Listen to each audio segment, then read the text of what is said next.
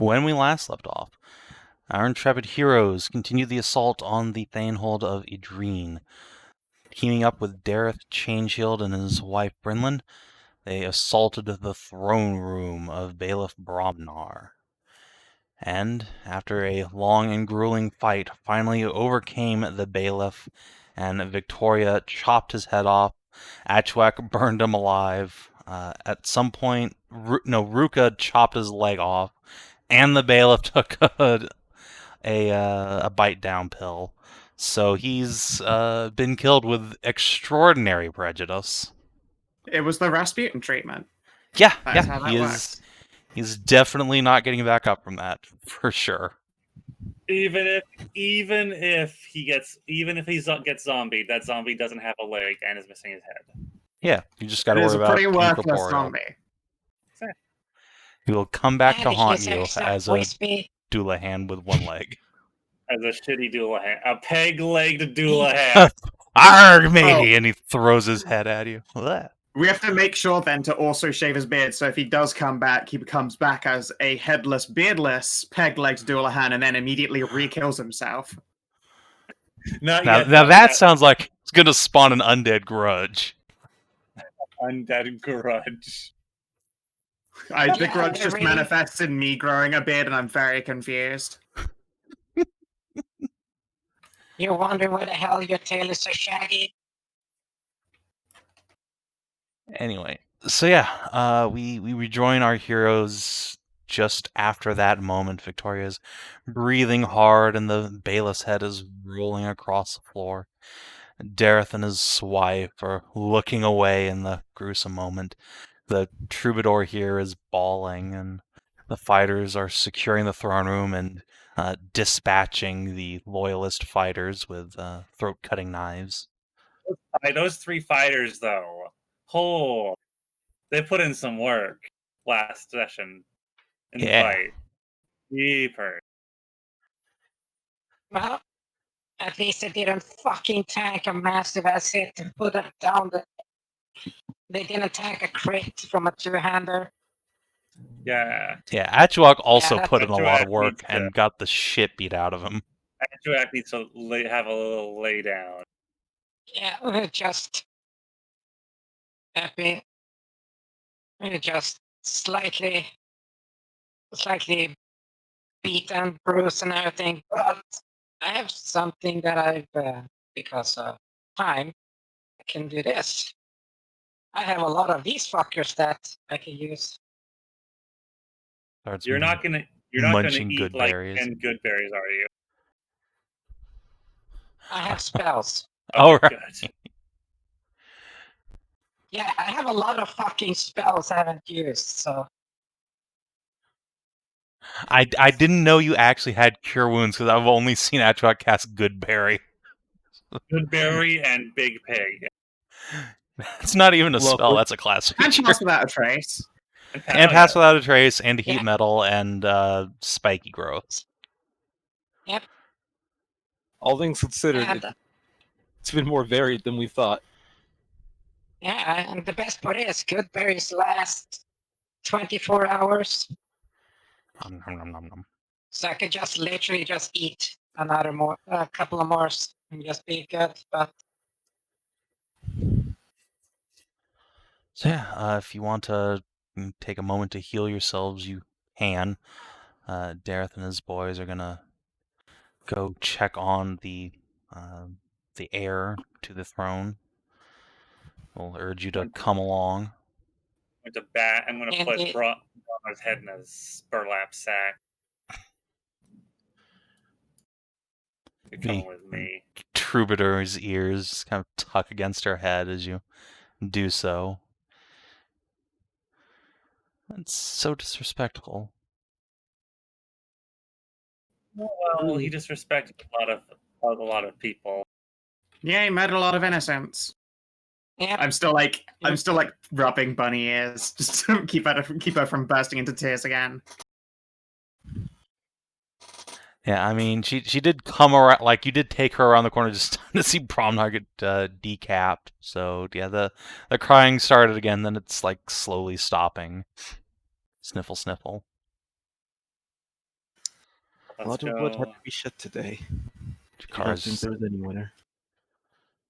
Jakara's just gonna sit her big pony ass down and roll a blunt.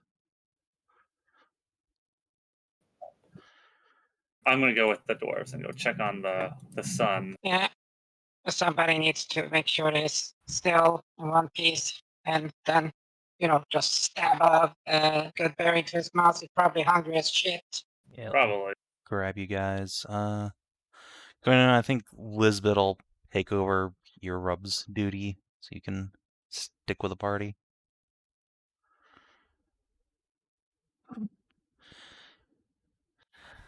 Jakar knows how to bake, but Tish. I'm sure she does. She knows how to wake and bake. Yeah, just like pause from talking about cookies and then go join the others. All right, yeah, sure.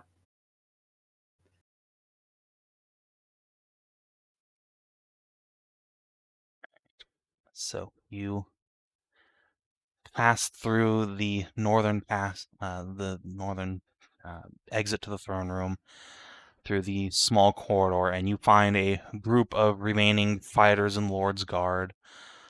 They have their shields up. They brace, but once they see that you are very much so not their lord, and there can only be one outcome, they will falter, and Dareth will take a moment to say, "Bromnar's dead. Lay down your arms. Your rebellion is over." And begrudgingly, they will do so and clear the way.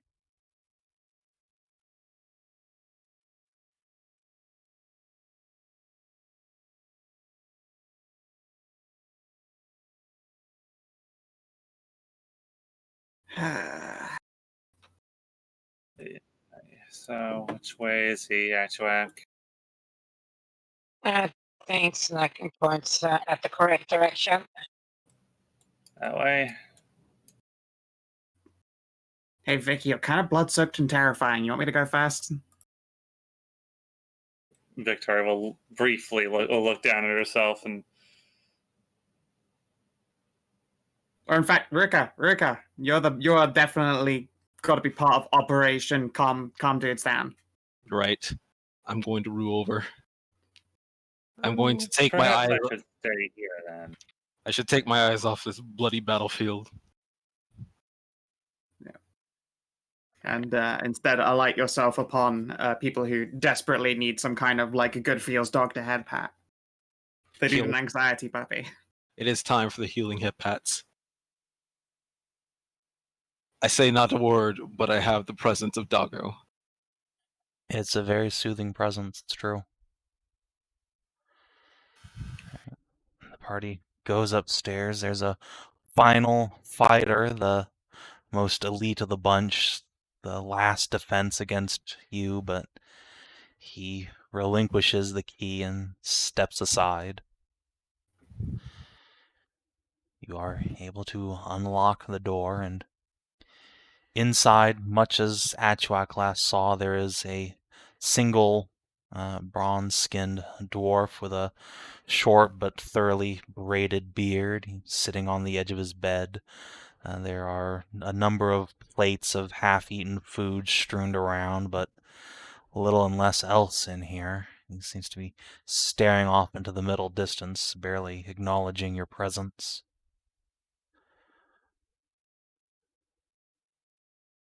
And Victoria turns around and goes into another room. Yeah, I mean, I guess I can be the first person in. Yeah, you're soaked in murder blood. Go on, Ruka. No, Still just- on you. And Koinu. And me? Okay. Yeah, you too. I'm in this room. I was kind of in the splash zone, but No, you weren't. Yeah, you were actually up top with the bunny. I spent a long time stood next to Ruka in like Operation Fuck Bus while people were trying to charge Achuak. That's true. Yeah, But then again, that you means I am weren't. just about as bloody as Ruka is. Yeah, alright. All Yeah, pretty, so we're you're all less- pretty messed up. Just wait, give me a second here. Give me literally 6 seconds. Okay. Shape water, take that all over your armor a little quick there. Just get the Get the gunk soak off. it up and then no, I let the soak up the blood into the water and then just pull it out of the metal. Now Very the cool. clothes are certainly cleaner. Yep. I'm damp now, but oh well. Better than blood soak. No, you're not. I just pulled it right the fuck out. Alright. Now you're dehydrated. I'm so drunk! I need To stand. The problem Koinu's never had after dealing with bunny girls, being very dry. Yeah, no, impossible. My lord. The dwarf continues staring into the middle of the distance, just rocking back and forward ever so slightly. Is he? Yeah, I'm gonna pull out the herbalism equivalent of smelling salts. Oh, I was just gonna try to cure disease on him. I would have slapped him. Yeah, exactly. You would have Three slapped him. You have to solutions. sit there. Yeah, there you go. You would have slapped him with your fucking 21s. You'd have broken Crack. his fucking jaw. Wake up, kid. Black eye. And they'll It's be a like, sh- oh no, has the Bron not been abusing you? And you'll be like, no, I fell down the stairs. Yeah, you just walk up and bitch slap him, but turns out he had 4 hit points and he dies. Womp womp. Yeah. No. Smelling salts at the same time as cure disease. See if we can't help him with like the rickets he might be developing from being stuck in it the entire time. Yeah, you're not sure which of you does it, but after you apply your ministrations, he gasps and recoils back onto the bed. Oh, My bloody lord. hell. Who are you people? A bunch of do-gooding adventurers. I am Ruka. Avengers. Yep. Ruka. How did you manage to get in here?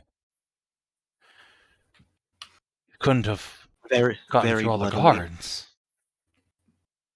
We kicked a lot of ass to get here. Although Chain Shield helped him and his wife with a few extra loyalists that we managed to part from the group of, well, traitors. Derek, Many things. I knew he was a good man at heart. Surely, if anyone, he wouldn't go along with that bastard's plot. Tell me, is Bromnar dead? If there is levels Poisoned, beheaded, D-limbed. He's very dead. if there was levels to being dead, he would be at 20. Yeah, maximum over dead. Good. And that bitch, that whore that he had let seduce him to the Empire's side. What of her? She's dead too, right? Surely. No, she's on our hunt list, unfortunately. We're not sure what direction she's gone in, but we're hopefully going to be able to deal with that in the future. That woman, she's a cause of all this. Yeah. Maybe so, but now it is more important to heal and rebuild than to seek vengeance. Yes, you're right. Of course, you're right. I apologize. I've gotten ahead of myself. But He will- it's okay. You have the perfect excuse in this case. He will shake his head and then run a couple steppy hands through his greasy hair and say, I am Lord Ergel. I suppose I am the Thane now. My poor father died weeks ago. Unfortunately, so yes. However, he was recovered and laid to rest. What? We are incredibly powerful adventurers. We were unable to get you out at the time, but we did see to your father's laying. After this, we can take you to his site of burial so that you might, say your last words and stuff. I'm sorry, but we are incredibly powerful adventurers. Smash cut. Yeah, no, exactly. I'm not telling him about Operation Necrovore. Smash cut to A team doing Jägermeisters with fucking Lord Winter. Yeah. Look, okay. We don't have that knowledge to hand. Yeah, by your standards, you're the most powerful adventurer you ever met. Power scaling. Yeah, little do our characters know that the power creep is real. I'm sorry, but there's 100% more leveled paladin in this other adventuring party. I'm sorry, but this is only your first season of anime. You have yet to see. Oh yeah, we haven't had a time skip yet. Anyways, Yeah, I say he'll say, "What source? Never mind. If father's been buried, then that's good. It's good." it is okay if you need time to mourn. I think many will after everything that has happened. Yes, I've had time to come to terms with it. I've had little else to do in here for gods know how long. Weeks, months. He shakes his head and sighs. Matters not. How fare the people in the village? I hope Bromnar has not mistreated them.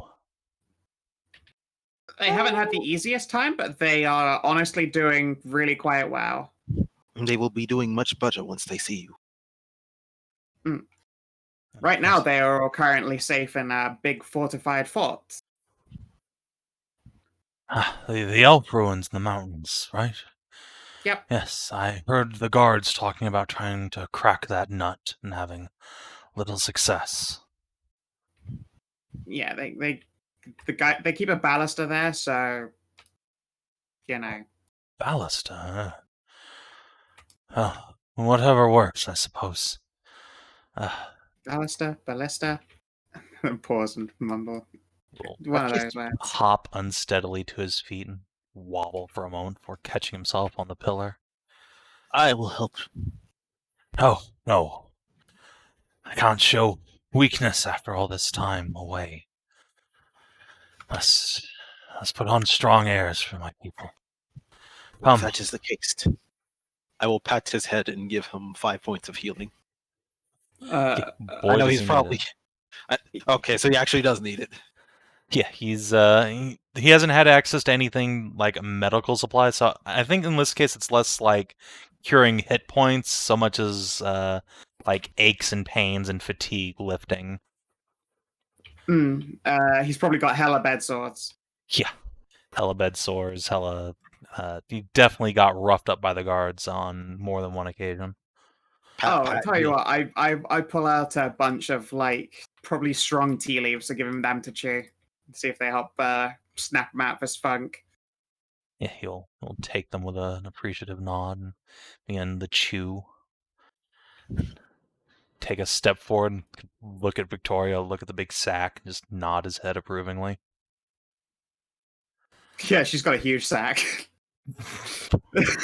Well, that too. Then he looks at the one that's covered in blood and is like, oh, that too.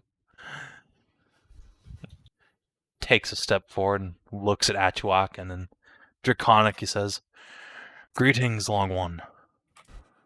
Long boy. You're like 3 times his length. At least. He's such a long... I just love the idea of him just being categorically thought of as a long boy. He's so long. Replies in Dwarven. Greetings, Lord Argyle.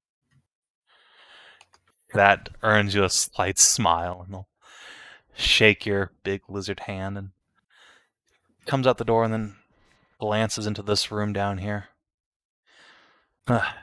War's chambers. Hold a moment.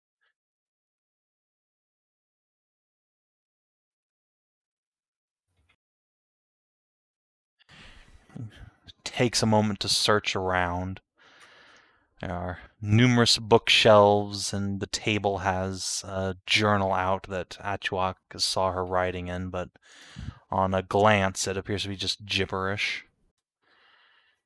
Fuck, it's encoded. I'll do that. I'm sure there was... No, she'd have taken it with her. That bastard Bromnar said he had an offer from the Hobgoblin Emperor. Oh no, that should still be here. The Hobgoblin was removed from her position while she was like out visiting a boutique, so she wouldn't have brought any texts out with her. It's gotta be around here somewhere. Perhaps in Bromnar's quarters. Yep. He literally said he had offers from the Empire himself. So yeah, we know we definitely need to turn this place over. Plenty of time to investigate and check. Yeah. Of course, you're right. You're right. Lord Need to tend to my Urkel yes. just holds a hand up and present. I'm so fucking bad with names. Victoria Calliston, if I remember correctly. Yes. Or that was Calliston of Pergola. Yeah. What in the world are you doing here? I found my way here on my quest to become the world's greatest duelist. He And I got looks at stuck your here. enormous two-handed axe. Ah, yes, Also the have dwarven style. It's been working out so far. We so need to get you removed, cast. I got stuck. Then I got stuck here. Yes, I understand the feeling. Come, let's get downstairs, see about the servants preparing something. I'm sure we have food left somewhere.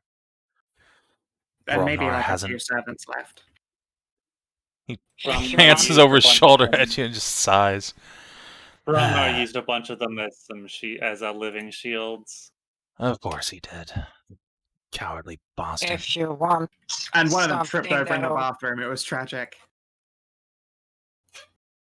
Roll deception. Well, he doesn't know any better, so... I mean, that's why I'm asking you to roll deception. If he knew better, he'd just be like, no, you're full of shit. No, that guy was full of shit. Yeah. All right. Wow. He tripped. He tripped shakes. directly into the toilet. Tragic. Tragic. I have someone install safety rails or something. Oh my god, one of those the elderly support rails with the cord that you pull if you fall over. Hello, help, fell down shitter. Life alert, please. That was it, life alert. I actually have a life alert bracelet. I mean, that doesn't surprise me. You may be a Necron, essentially, but I feel like you're still a ticking time bomb. Oh yeah, it is in case of... I just hook it up to my heart monitor in case when I need to take some medication. Yeah. So you gotta take the strong stuff. Yeah. Well, if my heart starts dipping to like the 30s in the beats, it automatically kicks off. Makes sense. So yeah, Lord Urkel will unsteadily lead you down the stairs to where Dareth and his men are waiting, and he will wordlessly just approach the dwarven fighter and clap him into a big warrior's hug. I don't know what part in this you played, Dareth, but in the end you are on the side of right, and that is all that matters. I'll give the waifu a hug too. Shake the hands of the loyalist men. Gives death stares at the not-so-loyalist troops. Mm. Yeah, the Lord's Guards there. For you there will be a reckoning. But I understand the fear the Empire put into you. We will see what comes.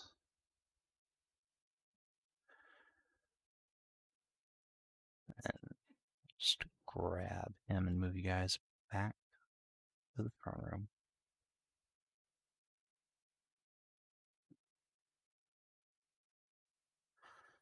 So as you return down here, Urga will take a moment to come over and just spit on Bromnar's body, which makes the troubadour start crying again, despite Lizbet's incessant ear rubbing. She didn't actually like him, right? I had a comment. I think she just hates bloodshed. Really? I think she's just a nice person, unfortunately. Hedrah will look over at the bunny girl as if seeing her for the first time and sort of scowl at himself. Oops. Look back at you. I think that one's actually Bromnar's daughter. Oh, unfortunate. I look slightly embarrassed. Can't actually tell, but I know at least one of them was. Right, okay. I get it. I can't say I feel bad, but No, oops. but yeah, not. It is less cool. It's okay. So yeah, he will take a heavy seat upon the great stone throne, and then as he does so, Dareth will come over and pick up Bromnar's axe and present it to the Lord. Axe? Yeah, Bromnar's big old stone hand axe, one that threw and returned. And the hammer. No, it was a hand axe. No, it was a hand axe. It was a stone hand axe. Oh, It was a hamax. damn it. Must be like I was going like just sneak it up in case of a small, bearish dwarf comes from the future. God damn it. Yeah. Fucking Ursula would have loved that thing. Yeah. Dareth will pick it up and he will present it to Lord Argyll, who will wave his hand and say, "No, I know that is my father's axe. That has been tainted by the hand of a traitor now. And I believe our adventurer friends are deserving of rewards befitting their might. It would be my honor if you took it instead. This is Dreadstone, an ancient axe of the dwarven people, carried by the first settlers in this land." I guess that would be down to Lord Protector Ruka right there. I was about to say, I might want to use that instead of A the murder strength-based Murder throwing blade. weapon that doesn't immediately maim people when you finish them with it. You know, might be a little bit better. Just saying. I like that this one still does actually have a finishing blow effect on it. Oh no. But it's Let's fine. see. It doesn't say it also maims them, isn't just like put in parentheses. By the way, lol jokes, they die. Oh, actually, speaking of which... Story does like my act. What? Oh no. Oh no. No, not of you. Speaking of Ruka's sword, you've actually unlocked one of its secrets. Oh. Ooh. Oh. Let's see this shit. Is it for finishing off something with legendary actions? For executing a defeated foe, which Yeah. you were part of, if not necessarily a deliverer of the killing blow, but I think that'll count. Look, he was good. Look, he was gonna die one way or another. There was exactly. There's no shown injustice there. Oh. So, when you hit a creature with the Morning Sky, you can use a bonus action to cast Hex on it. Oh, that's so good. That's brutal. That's amazingly good. Too bad I won't get to use it. I mean, Kina was saying before, this is probably not going to be the last time we roll as a B team. Oh, that depends if Ruka's going to be staying here. Yeah, Ruka's probably going to be storied out as the protector of this place. You can pass this on to one of your friends, and it will continue to have its secret unlocked. Is it a strength only weapon? It is a magic longsword, so yes, it is a strength weapon. Okay. So maybe Ursula would use that weapon then instead. It would actually be quite fun if the Morning Sky made its way to the A team, considering Rajan has Solar Celebration. That would honestly be really cool. I don't know how to manufacture that event happening, but I would really like to see that in Ursula's hands, especially since she lost like that fantastic magic weapon that time, attention, and money have been put into. It's okay. Ruka will sit on the hill, and when Zeus comes over, the good boys will recognize each other's energy. Of course, clearly you guys just need to do a really cool quest for Lord Ruka, and then he'll reward you with the Morning Sky, since it is too brutal a weapon for him. It is for a time. Brutal. It's how many umlauts? Brutal. It's brutal with 3 umlauts, my dude. But yes. For now, Ruka will hang on to that, but we'll take the hammer to use as a weapon for justice rather than murder. Baller. And also, The most dwarven weapon. Let the weapon of the doors protect them. Dareth will present the axe to you, Ruka, and step down. Say, I will ready what remaining men we have and go out and put an end to whatever patrols Bromnar might still have out, and send word to the folk up in the village, or fortress, wherever they've gone. There myself. Ergo will nod. Yeah. I should accompany you too. It would be good for them to see my face, to know that their, he sighs, their Thane still lives. Indeed. About that. What? That was a very ominous about where I almost expected you just to stab him. No. You... the Thanehood is going to have to be discussed, I believe, with the villagers. After what has happened, they seem dissatisfied with the way things are run here. There was talk of a town council being formed, so you may have to discuss things with them. Yeah. Or win back their trust. I can hardly blame them for being dissatisfied with the way things have gone lately. He'll gesticulate angrily at Bromnar's corpse. I'll have a talk with the townsfolk. If they wish more autonomy, we will talk. We will talk. Talk is good. What is it? By the way, it should be like night for us by now, or what time late. It's probably like 5 or 6 p.m., which is a good transition to Thane Ergol, offering you guys a feast. That it is, or, well, as much of a feast as the remaining servants can provide in an hour or two. Just stick a bunch of meat on spits and get it roasted up for you. You know what? Whatever. You know what? It's been a hard day. That sounds good. Hey, Achuak, are you able to send an animal messenger to the bandit hold? I forget. I would have said the actual fort's name. I don't fucking remember it. I don't think it has a name. Oh. No, it's just, we know if that's a bandit fort. At the moment, no, I'm a little tap, and it just lifts up his arm and just shows a tired, like, bruised side, like a little bit from the... Oh, that is true, right? You're like 2 fucking ranks of exhaustion deep. After dinner, I'll head up there myself with Dareth. We'll let them know what has happened. Well, it'll be in the middle of the night. The children are asleep.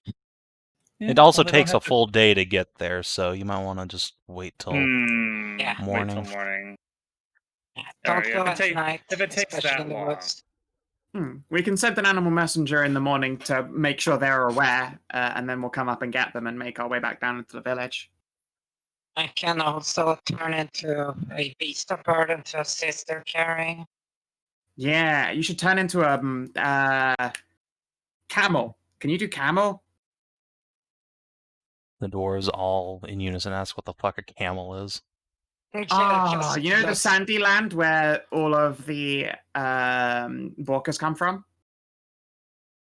They're like, imagine lumpy horses with 2 lumpy bits. Yes.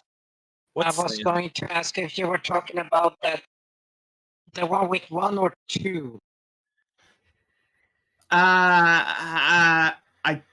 They have more than 1 lumpy. I see. I think that was a mutation, or like one of those rare things, like a 2-tailed cat. Right. I don't know. If you are able to turn into one of those lumpy horses, they're great at doing journeys and stuff. Or a heckin' poofy goater. For the adorable kid. The little meow.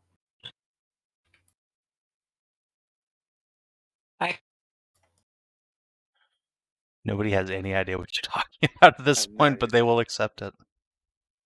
Koinu sighs, unable to appropriately describe Lumpy Horse. And then I remember that she's actually quite good at art. Let's give it a go. Yeah, Lumpy the dwarves horse. now think you're talking about a horse with tits, and it's not. No one likes this. Right, there you go. I draw them a passable camel. One of the dwarves asks why its tits are on its back, and Brinlin just whaps him on the back of the head. To which I do respond, I have no idea. But no, those are like Saladin stuff, and they're fuzzy. And they do a good walk, and they bounce when they walk. Well, that will certainly help the village folk. Yes, I can do that. It would not be much of a difference from my giant boar form. Giant four form? I mean, we already see him now. The worst part is I heard that too. Yeah. Just I do not know what you heard because I'm literally just tilting my head to as Achuak as well. Your giant boar form. Oh, boar form.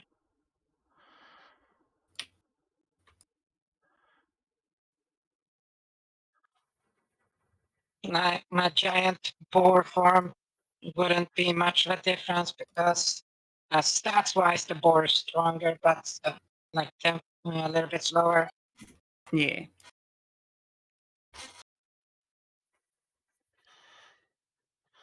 So yes, the night ends with you being feasted by the new Thane, Hergil. Dareth will, while this is being prepared, he will have his fighters disarm any remaining loyalists and escort them to the dungeon to be locked up. And you are all provided rooms upstairs, befitting noble stature. And you may pass the night away. I want to make sure during the feast to thank Jakara for coming up here and helping us. She didn't have to come and risk her life for this, but she did, and it's very appreciated. Oh, shucks. I kinda did, though. After all, if you guys died out here, then I'd just be stuck in the valley until Bromnar came and killed us all.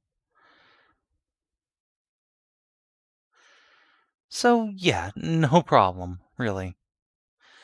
Besides, I'm glad to have the opportunity to get back to my pop.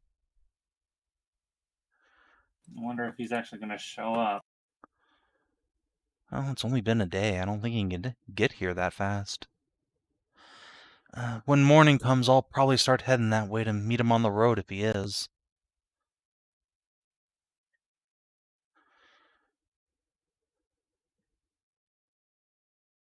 Well, at least you got the message. Yeah, hopefully. And if not, then I'm sure he'll be plenty surprised to see me.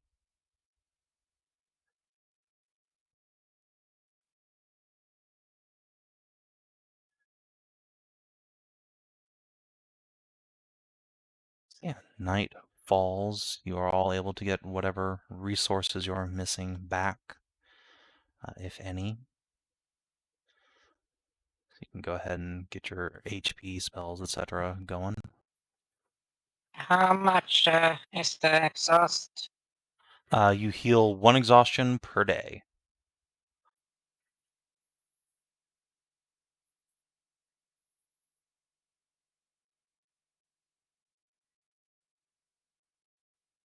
I feast hungrily. Does the Druid know how to make cookies?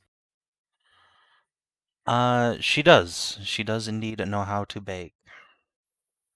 I'm going to ask her for advice because I wanted to bake cookies for the rest of her family because they have been cool. And that's just a thing that you do, apparently, for people. As much as she is still a little butthurt about you banging all of her sisters. Take they all banned Koinu. It's the other way around. And from her perspective, it is the Koinu who From is my evil. perspective, yeah, alright, yeah. Oh, also inform the Thane Urgel that while he's been locked up, the town just tried to get back in with Avara, and then its delivery of payment and taxes was intercepted and murderized and stashed in the vault here, and we took it. We're going to bring that back to Avara to make things right and explain what has happened. I suppose there's no sense in continuing Father's harebrained plan to go our own way, is there? If it's not the Empire who'll gobble us up, it's someone else. That bandit lord the guards kept whispering about. Yeah. You mean the actual good person that's been trying to stop from Monarch Well, good fighting air his quotes. patrols? He's definitely a renegade playthrough. He's not the worst He person, has but He has been on the side of, he's been on the correct side the whole time, so yeah, he's actually looking after the villagers right now, like keeping them safe. Yep. We've dealt with him a couple of times. And And it admittedly sounds like I killed owe all the man lieutenants. thanks, regardless. Yeah. He and his He hot, was- muscular wife. he was the Wait, correctly you mean appointed Talgar? advisor. Yeah. That bastard. Yep. He was the bandit lord the whole... Mhm. That's where I got this axe from. I see. Well, you got it from one of his lieutenants after we, kicked Yeah. the shit out of him. Which I'm still annoyed that you used, but whatever. I see. Well, that makes a lot of sense then. Glad In it the does for morning, someone. we'll set out to give him our thanks in person. Yep. You'll probably want us to be at the front. If they suddenly see a troop of dwarves marching up towards the fort, we're probably going to end up getting shot with a ballista. Ballista? Ballistae? Ballistas? That would not be ideal, no. Yeah, you should let us go first. That would be a real terrible way to capstone this whole event. It's just one ballista bolt just goes through the entire party. Urgel, Dareth just killed everybody. And then they just pause and go, "The council!" The council sends its regards. Talgar leans back, steeples his fingers. I guess I get to be king of Hedrah after all. Dun, dun, dun. Oops, I slipped. Kicks the ballista while coughing. Just shoots us. So yeah, I guess the smash cut to that moment of tension.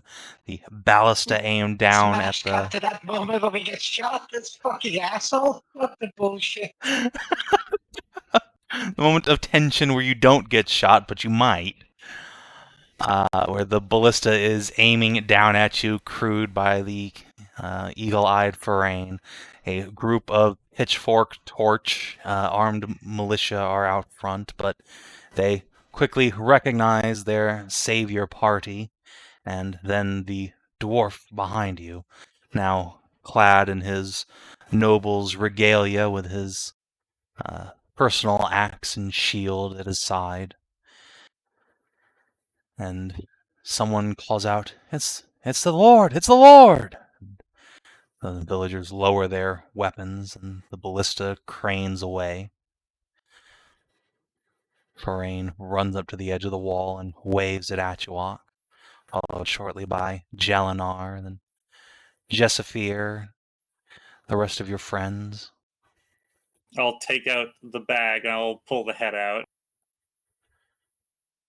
A raucous cheer erupts from the militia as they see the hated bailiff's head presented to them. What up? The heroes did it! They slew the bailiff! Hip hip hurrah! And Oh man, we got a hip hip hurrah.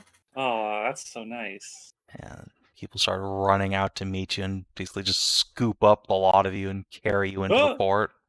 Hip hip hurrahs. What is this? The Middle Ages? Yes. Woo! I know, I was being sarcastic. Thank you. So you guys get carried into the fort, followed shortly by the Thane and his honor guard. Even Golden Tooth is clapping for you guys. Golden Tooth, that smug bastard. It's one day we're gonna return to this town and it'll be like, Golden Tooth, you son of a bitch. Ah, you fluffy prick. And he gives you a big hug. Like that. Yeah, exactly. And then he Golden just looks Toothy. at Victoria. Ah, yes, my piggy bank. It's good to see you, too. Ah, the pay pig's back. Come here. Golden Tooth, you son of a bitch. I'm in.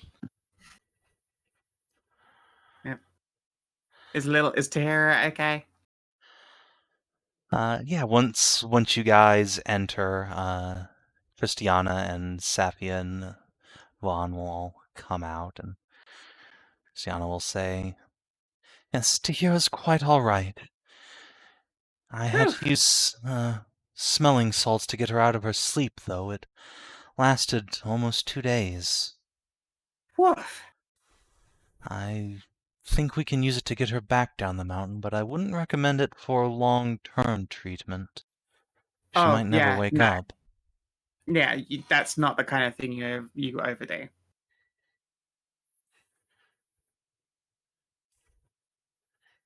Yeah, Vaughn and Safia will come and just start hugging at you guys, and then Talgar and Zashara will step out of the fort and see the bailiff's head on a spike, and Talgar just nods. Well, it seems we're done here. Yeah, incredibly powerful adventurers, you know? It is safe to return now. Well, I can't argue the point. So, bailiff's dead, lord's freed. What now? Well, there's only one loose end, and that's that hobgoblin, but we'll have to get back to Avara for more information. We're going to head to Avara and bring the payment to the Triarchs and explain what has happened and try to get you all back in their good graces. Yep. And also, We'll foist all this off on the Hobgoblin spy, we're gonna try and hunt her down. Yep.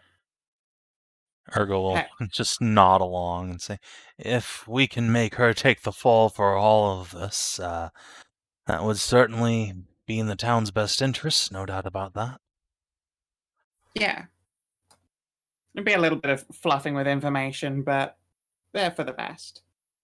Heck, I wouldn't be surprised if frickin' SO7 wanted to take us all on. Yeah, I know. I don't. Section 1, like they're all the same. Yeah. Wanted to take us on for going agent hunting after all of this weird political anti-empire espionage stuff. I have to deliver this book to them and tell them who to keep a lookout for. Yeah.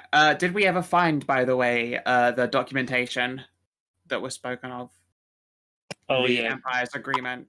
Yes. While you guys are feasting, Urgel and Dareth will indeed comb through the Hobgoblin and Bailiff's rooms, and they will uncover several documents and books that are all quite incriminating. Perfect. Acquired one pile of evidence. I'll bring this stuff over to my brother. He'll know what to do with it. A one pile. And whole evidence load.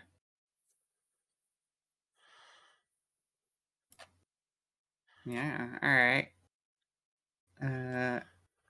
Let's see here. At some point, I'm gonna go to her and see if I can't make her a whole bunch of nice, invigorating teas and stuff now that I've had plenty of time to prepare. Yeah, of course. You're way up in the mountains here, so she is admittedly having a bit of a hard time breathing, but is quite happy to have company first and foremost. She's felt a little abandoned here while the villagers are going about their business, but she's been helping where she can, drafting up plans for repairing the ballista, getting it Yeah, I into imagine prime shape. she'd be able to help with like the walls and stuff around here too. Yeah. Heck, I bet we could turn that whole big building there, like that central courtyard area, into a great big sleeping space. Maybe you could live here one day. You know, when you're all better. She giggles and says, "Maybe, but perhaps this would be a better home for adventurers. Somewhere close to the village." Of course, of course. There's a It's clear better to little be mote of persuaded. hope in her little voice. I will shifty side glance. There is one bit of little unattended business with a nasty spy that got away, but after that, I could certainly do with a lovely place to stay. And of course, there's all those bunnies. They are quite lovely, and I'm sure That's they'd super be nice. happy to have you stay. Totally. The whole town would, I bet. I'm sure. Yeah, I've got some fun little plans. If you'd be willing to help me, well, essentially design a little home up here, put a big little whatever, a little training courtyard out in that big front clearing, so when people visit they can use it, etc. That kind of thing. I'd be delighted. And yeah, at some vague point, I'll step out and get a bunch of like mountain herbs and stuff, and see if I can't produce her the equivalent of like menthol teas and things to help her breathe up here. Sounds good. And so while you're doing that, and you have basically every important person in the town all gathered up together, do you guys want to have any real say in what happens to Adrine's future here? Do you want to try and push for the town council or for any individual person to get some special position here, or are you content to let Urgel and Talgar sort things out amongst themselves? Not that. It was the town that was going to have the council because they organized, they can function themselves. They remember the whole with Lord Protector. Oh yes, I remember. I'm just asking if you guys want to like actually help them get that together and make sure the Thane goes along with it. Probably, yeah, helping to facilitate that. See if we can't get some kind of contract written up here, especially since if we're planning to visit Ivara, if we have something like that in writing, it would do a great big solid. And probably do their reputation a favor, learning that after all of this, the Thanehold itself would be abolished, and instead it is a town council that they could answer to. Sort of like a slightly wider version of what the Triarchs do. Yeah. The Triarchs are a council of leaders and leadership. Yeah. Yeah, they're made up of different guilds. This would probably end up being like what the Miners Guild, the Priesthood. Lizbet wanted to stay as well. Merchants as well. Like Lizbet wanted to stay, so I imagine she would also be representative of some kind of religious / arcane force, and she's got noble blood.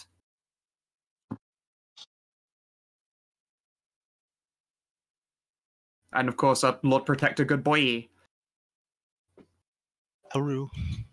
So in this future for Adrene, what happens to the Thane and his power, if any, remains? I imagine he'd still be a seat, regardless of the fact that things went wrong. Like, the Thanehold, as it is, represents a defensive force, like economy and history. Like, them not having a say after literally having all of the political knowledge and education sort of centered there feels like a terrible waste of resources. Surely he'd just be a seat on the council. Then Okay. it's up to him to decide how things go. That's true. I mean, if he wants to be on it, I suppose. Like, does Urgil actually want to be a councilman of this group, or just be like, whatever, I'm just gonna be a noble, I guess? I was more referring to the fact that if he takes political power, since he is the one who I assume is politically trained, he'd rather have a position to rather use his council seat to slowly change it back into just the normal thanehood, or he could educate the people and help them figure out what they need to do so that it could be a true democracy / council. He was actually more along the lines of a philosophical trained one, if I remember correctly. Yeah, he's a book nerd. Perhaps an advisor to the council then. I mean, chances are, depending on what books he read, but then yeah, he's probably more inclined to try to join up and help with the latter then. I guess if we ask him, like, where would he want to stand on it? Because we're probably, I'll word it as probably to him, but like, we're all in support of the concept of a council to present information to Avara. What would he want to do? Would he want to take part? I mean, yes, this is by all legal rights his town and his thanehold. The idea of being having gone through all this to just also immediately have all that taken away by a peasant revolt is not super thrilling to him. But he is reasonable, and he is spoiler lawful good aligned. So he does recognize that the people here have been through a lot, and that clearly the Thanehold failed them. So I think what he would suggest would be that the Thane's position be an executive to the legislative of the townsfolk. Sort of give him the right of what's the word? Veto power. Yes. That's not a bad idea at all. At the very least, the kind of veto that then either forces like a recount, revoting, or reassessment, or taking it to, I don't know, some friendly adventurers in a fort nearby. Be like, by the way, guys. Because right now you've outlined like 4 positions on the council, so he could act as a tiebreaker and veto. Yeah. Do the others like that idea? It sounds alright, right? Let's see. So who's filling these posts? I mean, Safi is pretty much good for anything as head of the merchants. Christiana is definitely more inclined towards the Thanehold than anything else, given her history with them. The miners are also more inclined towards like just the Thanehold remaining in power, but also Golden Tooth is their leader, and he does not like the Thane. That's probably for the best, honestly.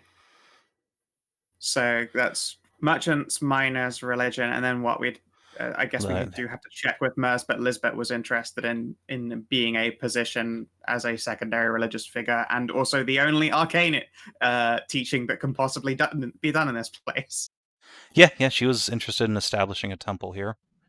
And then, of course, there is Ruka as the prospective Lord Protector.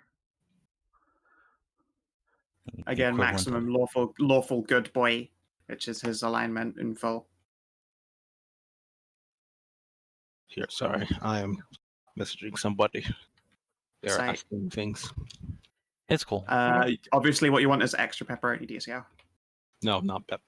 I wish. No, I'm good. The things I ask you is just about pizza, and suddenly it's way more lighthearted. In fact, while DCL's doing that, give me 1 second. I need to turn my AC on. All right, I'm going to grab a drink then, and I might order pizza. Oh no, it's way too late. Never mind, I can't order pizza. Boo. It's fucking midnight then, unless you got that late running one. No, we're later. In fact, let's have a look here. All right, takeaways. Are there any takeaways open? Nowhere is open. Not even the fucking kebabi right now, because there's no one staying out drinking until gone midnight. Like literally, even the kebabis have closed. Which is the end times. Yeah, that is indeed quite bad. Okay. Yeah, so I'll make a. No, but that's the thing, because the miners, if they have a problem there, they would they can each of the sectors there handles their own books and general problems, and the miners, if they have a problem, then put forth it to the group there to see like how can we solve this. It's the same thing with each and every sector. Like if they work together, they can fucking solve a lot of problems. But if the problems it's bigger than they themselves can solve, then they get outside help. It's sort of like a utilization of resources in a more efficient manner, instead of putting all the weight on a single entity.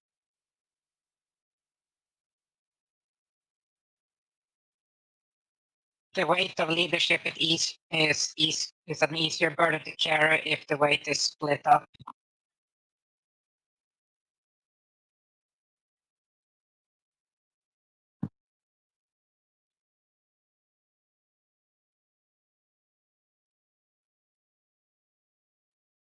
Does that make sense? Yeah. I don't know if Savin even heard that. I got back like halfway through what you were talking about. What? Okay, I said just putting forth the description of everything so everyone understands in a simpler term than like legalese. Each individual group there can manage it themselves, their books, their problems, and if there's a problem there that they're having issues with, they bring it forth towards the council of it. That way they can see if, like, can we solve it within ourselves? If not, we can actually put forth to get outside help. That way the problems can be solved easier within your minor problems. Anything like that can be solved easier instead of putting all the weights of everyone else's problems on one entity. This way you can actually solve a big problem much easier because it's divided in smaller sectors. Mm-hmm. This is what's been put forth. Yeah, that makes sense. So as you said at the very end, that the heavy burden of leadership is much easier to carry around if it's split up and everyone works together. Yeah. Yeah, I think that's a sentiment most of the townsfolk can agree upon. And so, It's yeah, out of here. character. Be short, ape together, strong.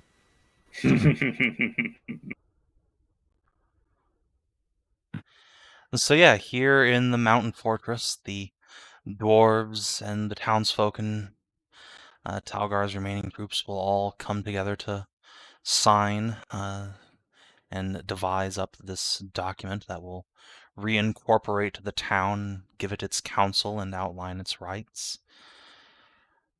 And there is just one last hurdle before our boy Ruka here can become a Lord Protector. Thane Ergo will insist that he must be a lord, and he will draw his sword and tell Ruka to kneel. Ruka kind of Out looks of for a character, second. just draws his sword and Ruka just draws. All right, let's go. I'm like, oh, no. He draws his sword, and then he tosses it over the hill. Ruka is never seen again. Yeet! Yells, "Fetch, boy!" Ruka will kind of just pause for a second and go, "But I do not wish to be a lord. I just wish to help protect people." Well, son, have you ever heard of a knight before? Ruka will nod. There are people and heroes who help protect the land. Aye, that's right. And as the Thane of Edreen, it is within my rights and powers to make you a knight. Ruka will nod, So and kneel. will actually kneel. And yeah, he will place his blade on either of your shoulders. Say that By the power of the Thanehold of Hedrah, and our ancient treaties with Avar and its knighthoods, I proclaim you Sir Ruka. Rise, Ruka of Hedrah. The Ruka will rise townsfolk with all begin rude. clapping and cheering. Yay! Congratulations. I promise to do my best every day to make sure that everyone is safe. And yeah, you can make a little paw print on the document, and thus become the Lord Protector of Hedrah. I'll make the paw print and will do so holding the axe. Morning Sky shall be sheathed as the weapon for another time. Yeah. And so, yeah, I think that's where we close out on the B team's adventures for now. Thunderous applause from the village folk as Ruka is made a knight and Lord Protector. Lizbet is given the rights to found herself a temple to the goddess Senatrea here in the town, and funds are set aside to begin rebuilding this fort for use by the Lord Protector and his comrades.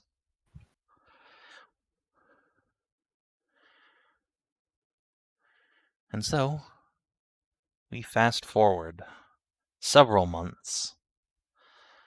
I believe the adventures of the B team were taking place at the end all through July, and we return to the moment of November, early in the month. Let's see, when is it exactly? We had just finished Halloween, so Yeah, it is November 2nd when we come back to our heroes. So it's getting on towards winter now. And our poor boy Cass has been done dirty by a snack. But in so doing, he and Siggy, and indeed Marie as well, helped to rescue his sister's valet, Tobias, from the island where he had been stranded and marooned for many, many years. Our good friend August, good old racist Uncle Augie, is no longer an evil vampire, but has been, with the power of true love's kiss, restored to a elf, beautiful and pure, at least of body.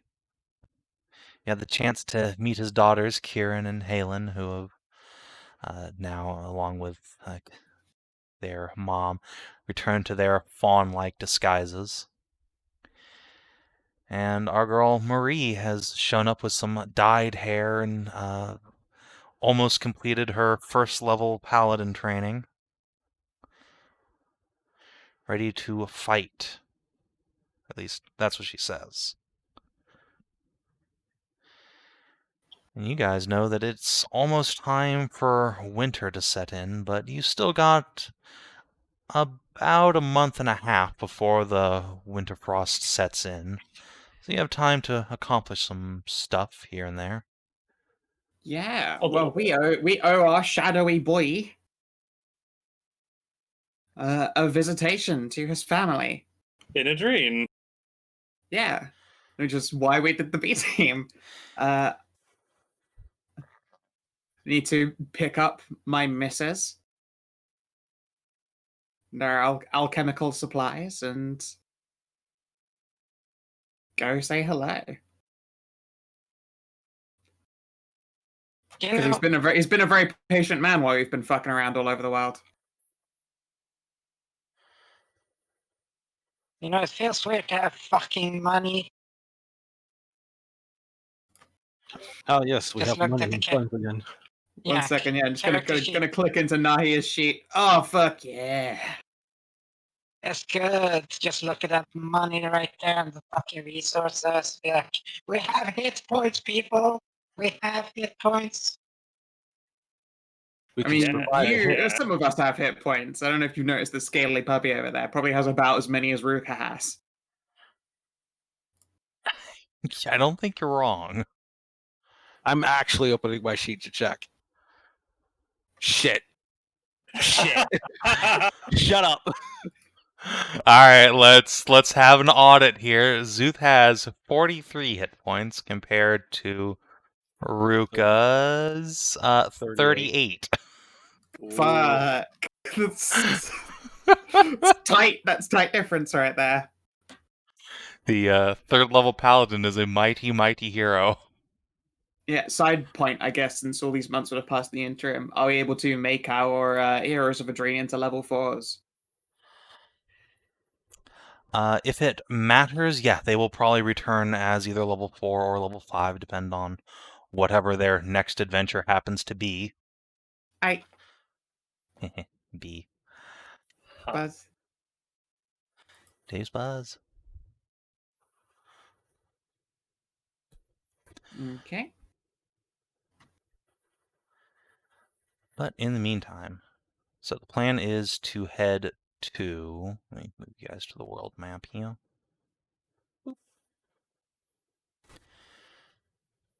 Good Port old. Orender is our next destination. All right, so we want to follow the road to Port Orender, then just kind of go straight to Adrene from there. Not quite. There's a stopover. Okay. Jacquard. I need to go to Jacquard's place. I need to find Jacquard. Jacquard's gonna be so fucking stunned when he sees how you've changed. Moo? He just like looks up, drops his drink, and continues looking up, proudly announcing Moo in turn. Well, we also need to fix. Point that, cat. This There's thing. not much of a way to help him, right? Like, about curing that. Like, I'm not sure how to do. Is there a professional we can go to at Avara before we leave just to find out what happened to poor Kitty's brain? Yeah, there are wizards and clerics in Ivara. Let me grab the town map here. Or sorry, not Ivara. Yeah, Ivara. Sorry. Yeah, Navarre. Got that momentarily confused with Adrene. Brain status is smooth. So let's see. So the place that comes immediately to mind would be the temple, and try and rub either the Triarch or a high priest of some variety on him. Yeah. Failing that, Morgan might know something, but it does not appear that, or at least she has not been forthcoming with that information, if any. Who else? Is it Bakant who's friends with the wizards? Or is it Sumia only? Yeah, Bracant knows all the various arcanists in town for sure, because if they want to do magic business, they inevitably interface with the Merchants Guild. Yeah, if he knows any good, if they can't help us, then I guess our next step will be Bakant to just see if he knows any clinics or whatever, or wizards who have opened up business in the area. We can just take our cat in to get him tested. Sure, sounds good. He's gonna get tested and then chipped because he's an adventurer and we'll lose him otherwise. That's only marginally true. If lost, return to Muhorse.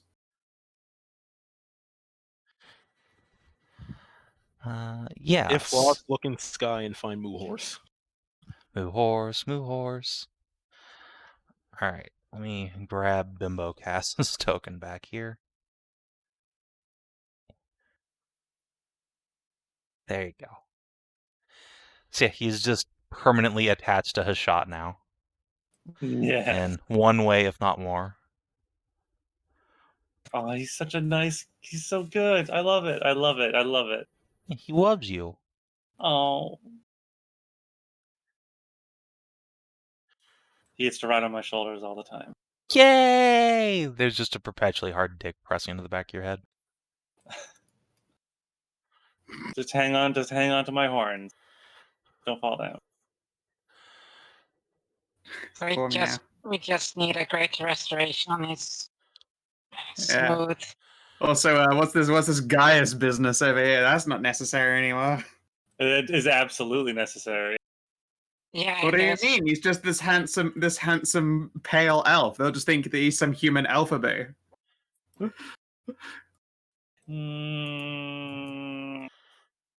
think it's necessary. Yeah, probably. Like less. You don't go out anymore because you can't fucking face change. Winter I'm just sure. squints at you all. What do you mean I can't go out anymore? Well, no, you can't disguise yourself anymore. That is a power you probably. Was that a vampire power actually, or just some cool, like, magic cock ring you had? Not here. Roll insight for a second. No, he's already told us before that he has a magic cock ring of not being inflaminated. Oh, really? Okay. Yeah, I already knew he had he's definitely said he has a cock ring of sun resist. Now that he's no longer a vampire and doesn't have to hide it. He went, and then told us because of course he did. I couldn't remember if I told you guys that or not. That is my favorite magic item I've ever made. Anyway. I think it actually also happened because I made a joke about having a magic cock ring, and he went, "Yeah, well, speaking of." Delighted We're not very every time. original people, Savin. We have the same ideas over and over again. Because we're retarded. No, you. Anyway, Yes. but yes, That's that great was actually a metaphors. vampire power, the ability to disguise himself whenever. And then after a long moment of squinting at you guys and complaining, quote unquote Gaius will remember that. Oh right, all the elves around now are like dark black AF. skin. Duh, they're going to literally think that you're some kind of cat who chops their ears and put on fake pointy ones because they're an elfaboo. They'd be like, thank Ugh. goodness he's not also painted Ugh. his face dark. You know what? This is his true self-independence. Everybody thinks he's a fucking faker and an elf weirdo. Elf weirdo, elf weirdo. Oh man, elfaboos are my Yeah. favorite part of Shadowrun lore. Oh, that is... God. That's Yes. They do that. Yeah. Get Elf the ears posers. fucking posers. I mean, I'm guys. I'm so sad that they don't run new games anymore. I mean, guys, if you're really like worried about it, you could always I don't know, find some magic to turn you into something else. Like I've got this if you want to be a bee or something, I've got this royal jelly here from my daughters. No, I don't want to be a fucking bee. Wait, I got something better that make no one suspect you. Do you want to be a It's just horse? Because I know a guy. No, not a horse. You get a mustache and a beard. Ears, Ursula. You know, Ears. Beard. I said beard. The problem is he has ears. Him getting a beard isn't going to hide the fact that he does not look like adorable cat boy. Why doesn't he just get an afro? I paid to see Lord Winter with afro. Actually, I suppose, since he is a pale elf, he could just grow his hair long and they will just assume he is Amazon Man.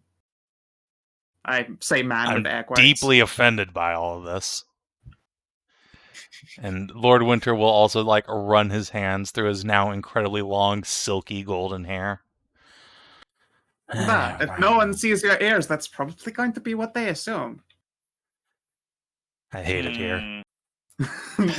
Good. You should. No, I can't say that in character. I can't say that in character. Lie. No, but see, if you get that, it's even better. It is true, because also all of the very large and muscular women will try to purchase you. Great. So yeah, next time you see Lord Winter, he'll have like giant Princess Leia buns done up, and it'll be the worst thing ever. Hat. Oh my god, that would be so legit.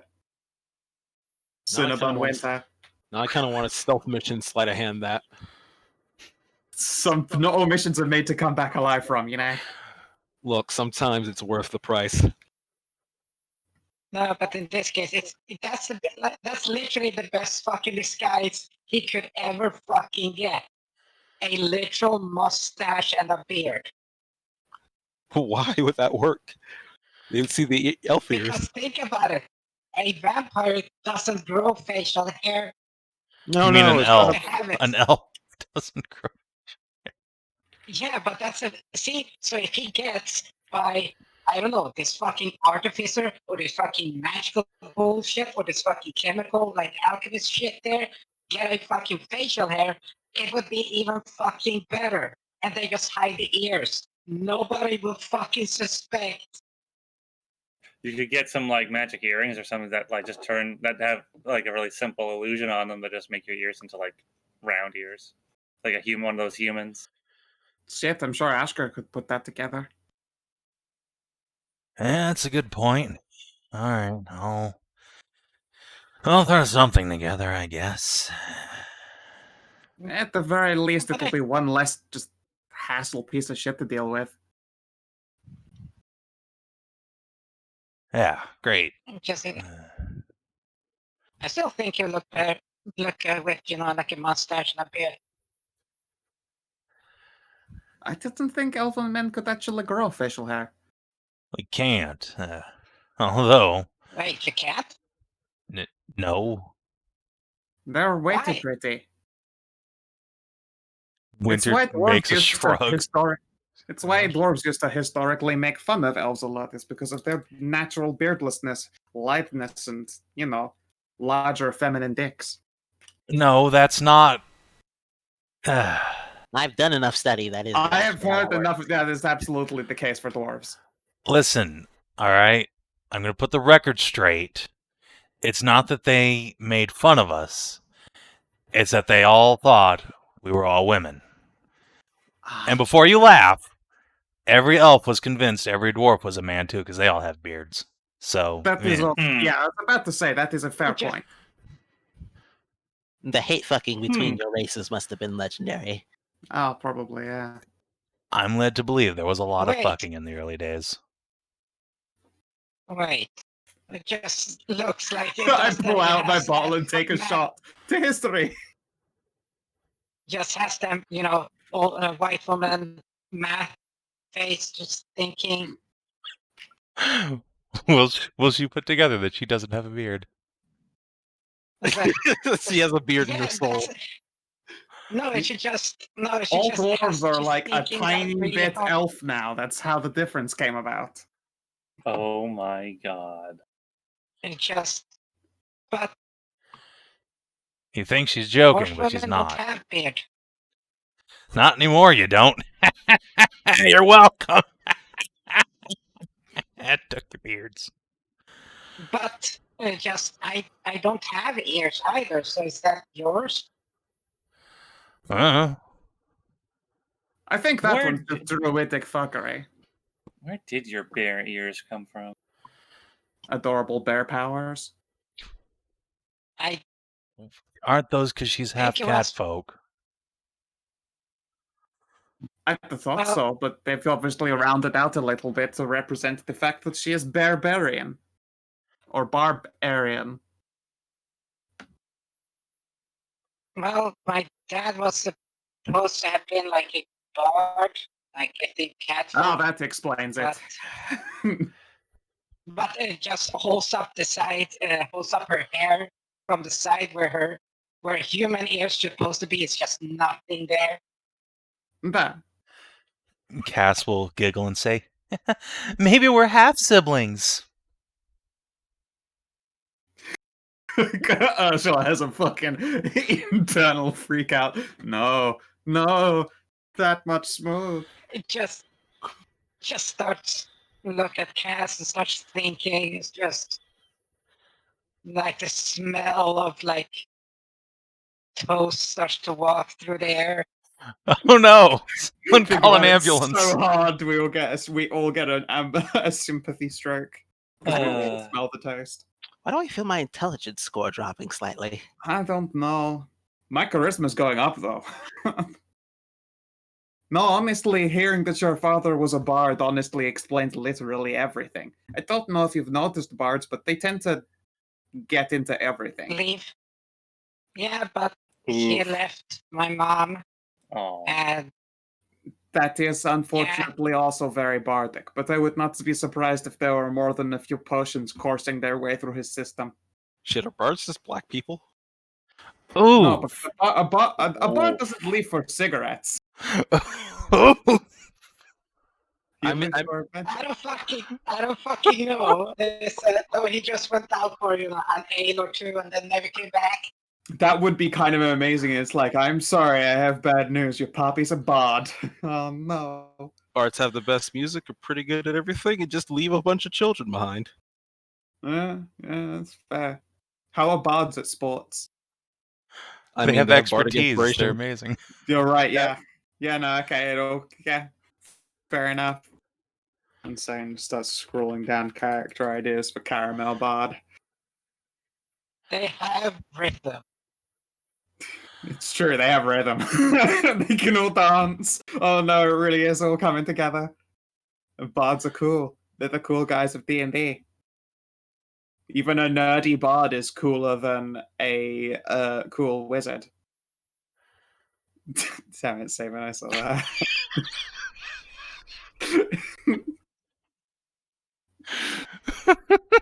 Fucking tin option.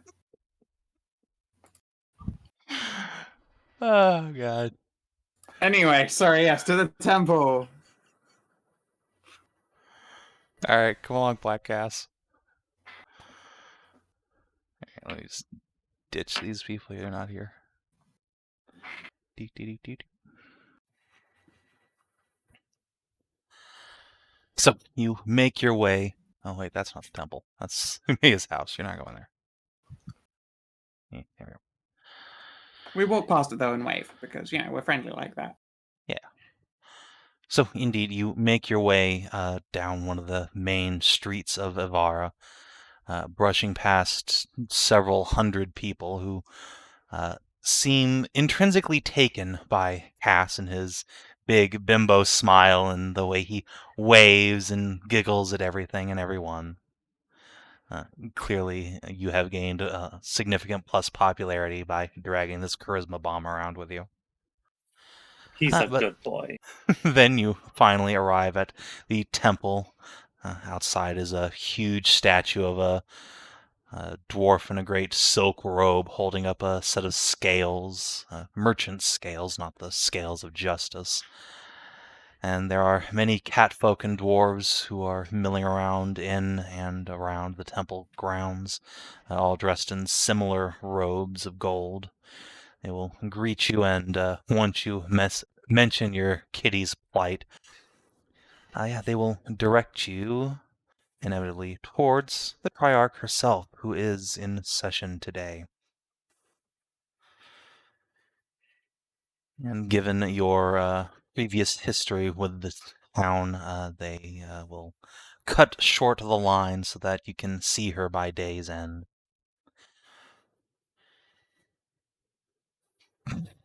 Correct. Cass is now non-Newtonian. Non-Newtonian, that means if you smack him, he gets hard. Yeah, actually, yeah. Mm-hmm. You know what I was saying? Yeah, fair enough. So it's just a non-Newtonian version of Astroglide. That's Yes. fucking perfect. Yeah. Oh god, non-Newtonian lube sounds dangerous. Actually, yeah, ow. Well, yeah. Non-Newtonian. No, that means you have to be tender. Ha ha. That's, you know, There okay, is no good point. smashing. It's true. It's an anti-smash device. Do I know of anything that the Triarch in particular likes? Bringing her a little gifteroonie or offering or something seems in the merchant lifestyle. Well, she is a priestess of the goddess of commerce, so jewels, gold, and that sort of thing are always in vogue. She wants Uh, money. Oh, I know. I will pick up a nice bottle of perfume. Yeah. When we're told Material it's like, goods. oh, it'll be until like such and such a point of the day. I'll go out and I'll get her a nice bottle of perfume. Yeah. So yeah, when you are eventually allowed into the inner chambers of the temple, you will find the priestess standing before a solid stone altar. She is tanned skin, long, light brown hair flowing down to her waist. Is wearing like a Roman-style woman's toga. With a tremendous number of like gold chains and bracelets around. Her ears are thoroughly pierced with rings, and she turns and gives you all a beatific smile. Well, I haven't seen you in some time. Welcome to the Temple of Narend. I take it you haven't come for conversion, though. My acolytes have told me of your poor kitten's plight. Come here, sweet thing. She will crook a finger to Cass as you all file in, and yeah, he will just prance over and glomp her. Oh, a friendly one, isn't he? Quick, make a persuasion or a deception. Just see if he manages to bimbo bomb Sumaya. All right, that's Please. fair. Just immediately win her over. Woo! Lordy. Go on ahead, priestess. Are you weak to bimbo? All right, let's see. I'm gonna guess yes. I mean, it's a wisdom save that thing, Boom! but yeah. All right, he is incredibly endearing, but Does not immediately become a conquest. correct. She is able to withstand the bardic charms. And she will just pet the kitty on the head and slowly disentangle him from her. So, what happened to, She squints at him. Wait. You're Lord Franz's cousin, aren't you? Cassidy. That's me. The poor thing. What foul temptress dug her hands into you? A succubus? It was some kind of snake woman, apparently, on an island. A snake woman on an island? Yeah. I don't suppose you can be more specific than that. I'm afraid we weren't there. We weren't present, I'm afraid. Is Cassidy able to be more specific? Cassidy, what exactly do you remember about that island? I don't know. It was fun. She was really big, and she gave me really strong cuddles, and I couldn't breathe for a little bit. And I think we fucked. And then my friends came and shooed her away because they're mean. What are the She's chances? super nice. What are the chances that he's just suffering from oxygen deprivation? It's so hardcore that his brain still hasn't found blood yet. Yeah, I miss her. I want to go back. Let's go to that island again. Please fix our friend's intelligence. He's already a danger to himself before, and like this, I fear how long we can even keep him. She ticks her tongue and grins down at you. Well, if you need a new home for your friend here, don't worry. I'm sure I can find one for him, can't I? We'll give Cass a little scritch under the chin. He wiggles. Please, if he was going to find a home in a temple, I can think of a more specifically associated goddess with his new skill set. Sumaya frowns. Come now, there is a place in every temple for someone so easily made to devote themselves. But I digress. Unfortunately, he's If you already put him Yeah, if you put him on like the front steps of like any temple anywhere, I'm pretty sure you'd see an immediate tripling of visitation. Precisely. Charisma bomb for sale. But I suppose I can't keep him. But perhaps I can find out what's wrong with him. She will take out her holy symbol and press it to Cass's forehead and begin to close her eyes. O God of glittering gold, give me your insight. Show me what is... She furrows her brows and presses in on Cass, who just kind of leans back into it and giggles. My God, there's nothing there. He moves the holy symbol around on Cass's forehead. And finally she will withdraw and she goes over to one of the closets nearby and pulls out like a doctor's bag, and she comes back. She takes out a little like tiny hammer and just dunks it on Cass's forehead, and there's a resounding hollow sound. What? He just leans back and giggles. Blink. I'm Wait, almost, Cassidy's brain is literally gone? I'm almost positive that's not how anatomy works. I think something has absconded with your friend's brain. How does that work? Did he fight a mind flare? A Those what? don't exist. Those are just Those are myths. stories. Well, so are the I thought. I mean, story- obviously, anyway, he fought a mind layer.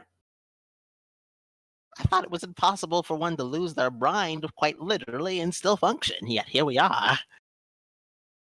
Cass just giggles and bounces on his heels. I wasn't using it anyway. No, I mean, Debatable, but still. I was really worried about your whole brain being going missing. No, it's fine. Snaky can have it. No, she can't. She probably has like way better uses for it than me. I don't need a brain to suck dick. Come on. I'm very worried about this. Supremely worried about this. Sumaya donks him on the head again just to be sure. It's like a hollow bell ringing sound. Seriously, I go like tuck some hair out of the way, some floof out of his ears, and tilt him towards the light and see through it. Does light come out the other ear if I put light to it? If this were like a Saturday morning cartoon, yeah, totes. There's just like a little board in there that says your sign here. What the fuck? Well, it seems we have a mystery, if nothing else, in our hands. Cassidy, do you remember when we first met? Yeah, I was. There was a road, and I was super depressed. But then you showed up, and I got real happy. I think someone was mean to me right then. Think so. But you're Wow, super don't nice, so it remember. doesn't matter. If his memories are scrambled, we're probably gonna need to find out the brain has shot. Oh, you know what? We know how I can locate it, no problem. That's easy, actually. Well, that's good. Don't know how to put it back in though. Is there no restoration or anti-cursing that can be done to snap his brain back into brain hole? There are rare magics that regrow missing limbs. Expensive too, but I don't know that they work on missing internal organs, especially not a brain. How do you even get No. it back in? How did it get out? That is the more important. Like I tried with what we tried dispel magic and we tried to remove curse. Well, Time there are less. ancient burial rites. I think they might be elven in nature, where a person to be entombed is, what was the word, mummified, and their brain is pulled through their nose. Perhaps Okay. something like that happened to your friend, but But shouldn't he He'd be dead. Yeah. Cassidy, I sense on Cassidy. Is he undead? No. Okay, all right. Well, that's good. Let me try to work with a working theory. So, magic does have some basis in using emotion to cast it, correct? Could you say that one more time? Sorry. Magic has some basis in emotion used to cast it? It depends on the correction? spell. Hmm. There are many magics that influence the target's emotion, and of course, summoning a demon is highly dependent on one's emotion, but to fling a magic missile or cure wounds is a rote recitation of arcane formulae. I suppose it's more like I'm going to have to jump in the deep end rather than confirming, then. I will try to activate Astral Sight. Let's see if I can't use my dragon aspect to try to give an autopsy over Cass's spirit. Oh, you're gonna fucking look at his chi X-ray? I'm going to try to look at his chi X-ray. Let's see if I can't see a little tracker or at least see the damage that's been done. All right. Could you print that ability for me? Let me just see if There. it has any mechanical weight It has- there. There's practically no mechanical weight there. I'll tell you that right now. Let me get it up though. It is like literally one line. Is Wisdom of Spirit and Astral Sight. Mechanically, they do nothing about this. I'm completely fluffing it.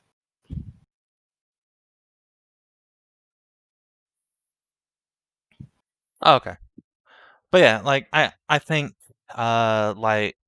Zuth's manipulation of chi is sufficient that you can with concentration like take a look at Cassidy through the astral or in the etheric, and yeah, there's like a cat boy there. You see his etheric outline, but there's just like a big vacant hole in the brain meats and some like wispy trails leaking out of it through his ears that sort of flow faintly off to the west. Well, I have no idea how one would. Okay, so I need confirmation. Does he actually does not have a brain right now, or was that just cartoon? It's literally gone. It is Okay. literally gone. Yeah, no, I have no working theory here. I just have no idea what the hell's going on. But it still has to be connected somehow to him, otherwise he'd be dead, right? That's how that Yeah. works. There are small wisps, but not enough for me to be able to track it down with my sight. I mean, it's probably still on the island. Can we try and summon his brain? Summon his... How would that work? Stick Cassidy in the magic circle and fucking try and bring his brain over. I don't think that's how that works, but I'd love to see you try. I'm starting to think. Let's look at it this way. His head is his noggin somewhat scrambled, but what happens when you teleport someone? I'm starting to think none of us know how life works. No, that is a fair point. Well, when I teleport us, the ground eats us Okay, and sure, spits us but out somewhere else. we definitely do travel through some magic in the space between dirt and dirt, because we went through the ocean and everything in the blink of an eye. So I wonder what happens if we just try to teleport Cassidy. Will he be whole on the other side?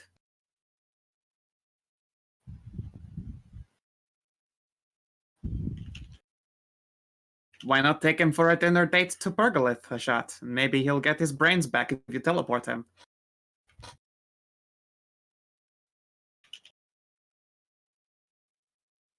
What's the strongest fix spell you can do? The strongest what spell, sorry? What's the strongest? I know I've been hit with what is it lesser. That is the most powerful. The most powerful restoration I can do is lesser, but I imagine Sumaya could perform a greater, although it's expensive to my knowledge. So Sumaya can cast heal, Ooh. She has access to 6th level spells. She's an archpriest. Wow. Oh my. Let's see. Mass Cure, Hallow, Greater Resto. Yeah, with the Greater Restoration work. Let's see. That also leaves me with a question. Why would somebody take the brain but leave the body? Because Oh, the yeah, brain is useful. Add it to the collection. Maybe stick it in a golem or something. I want to say that's not how golem works, but at this point I don't know anymore. Normally you use a soul stone to create gargoyles. Perhaps But I mean, someone you could wanted to cheat make a with the whole brain, though. flesh golem? Could you? Look, Like a Sumaya sexual golem. shrugs. I've mean, never they seen chose this the sort of bar. magic before. Look, if someone's going to make a flesh golem, they'd probably do it for fucking, and they did pick a bard. that goes down to lines I don't want to think about. And I'm a kobold. Duh, but if his brain is being stored somewhere, then surely that means he's been forcibly attuned to something. Greater Restoration would end that, yes? If it's a cursed item, then yes, or just a curse in general. It's expensive, but I'd be willing to pay to give it a go. How much would it cost? 100 gold. Okay. Well, 100 silver. 'Cause, It's you know. magic. I thought you charged full price for magic. No, not for spell components. Oh, okay. Oh, then yeah, no, that's fine. Yeah. Heck, I literally fuck just it. bought you this lovely perfume that costs about as much as a Greater Restoration. Oh, also, by the way, here, a gift. I handed the perfume. Oh, thank you. You're sweet. She spritzes it on herself, and Cassidy immediately just leans in, starts sniffing. She pushes him away. I'll put him in my. I'll sit down and put Cassidy in my lap. Yay! There you go. You need to get like a Cassidy carrying case. That's called her We're gonna dick. need a fucking.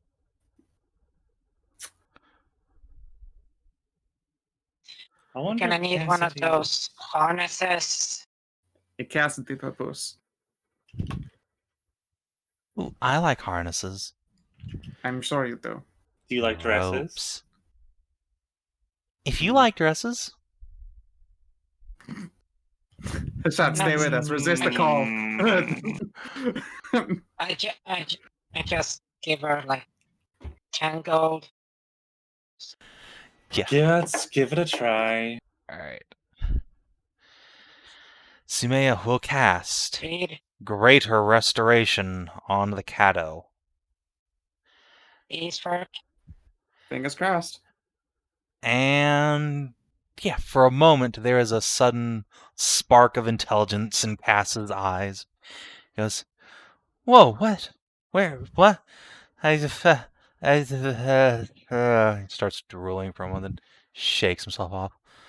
"Well, I feel weird and tingly." Shit, that was really close. And there it goes. That must mean somebody or something is actively crossing a line that's draining his intelligence. Tell you Sumaya what. just donks Cass on the forehead again. I wonder what.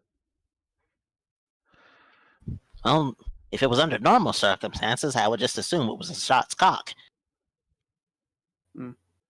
I'm guessing it's this snake. You know, person. I do still have a good feeling about teleporting. Oh shit. How about I'm willing to burn another 10 gold? What if you finish a Greater Restoration at the same time and Shap finishes a teleportation?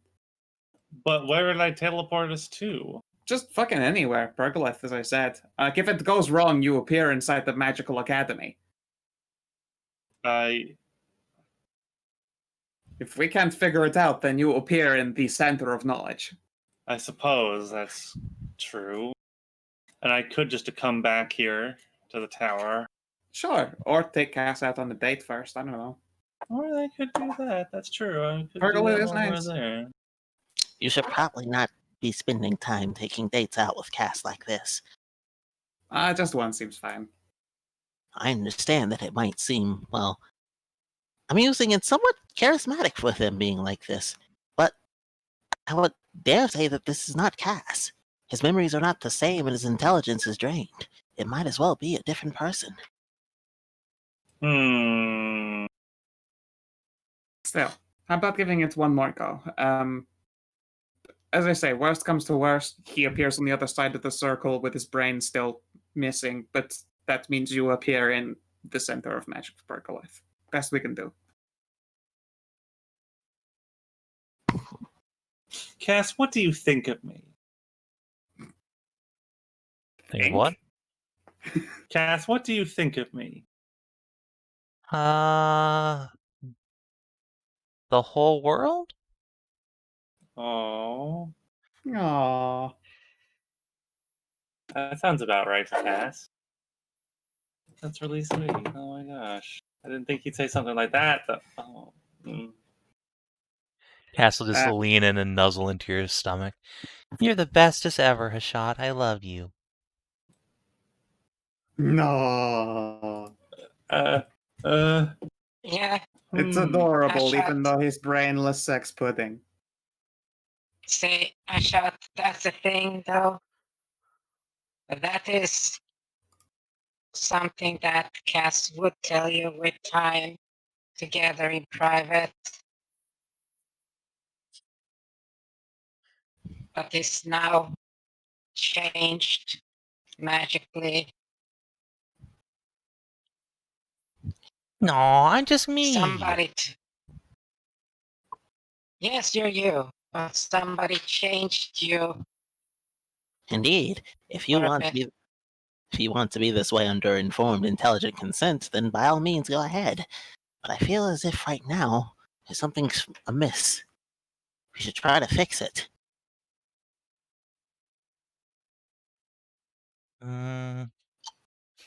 Okay. I'll end up at 10 gold this time. It was my crazy idea. I mean, it's not like I have any other better ideas other than going back to the island. That's going to take time either way. Look, sometimes I'm sure it is all the case with all the magics. You just got to wing it, right? Good luck. I suppose we can give it a shot.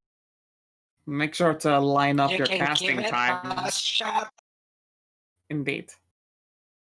In I forget, character. Magic circles like a few minutes for you to actually cast it, isn't it? In character, do finger guns. Out of character, I groan. Yeah. Yeah. Is it takes Sumaya a full coming? minute to cast. Is she gonna come with us? I think she might have to. No. She will No, cast she it on doesn't you use- in the moment that you're completing the spell. Or on Okay. cast, rather. All right. I have a question, though. Why don't we all go? And there's no reason because not to. while this is happening, I don't want to risk Cassidy's brain getting stuck into mine. What brain? Oh. Look, I think the less people going along, the less risk of crossing the streams. What streams? Never mind. It's a manner of speaking. Oh. At this point, I don't know anything, so I'm just going to take the path of least risk, I suppose. This is a very strange situation. I'm going to have to reevaluate all of my magic theories. Well,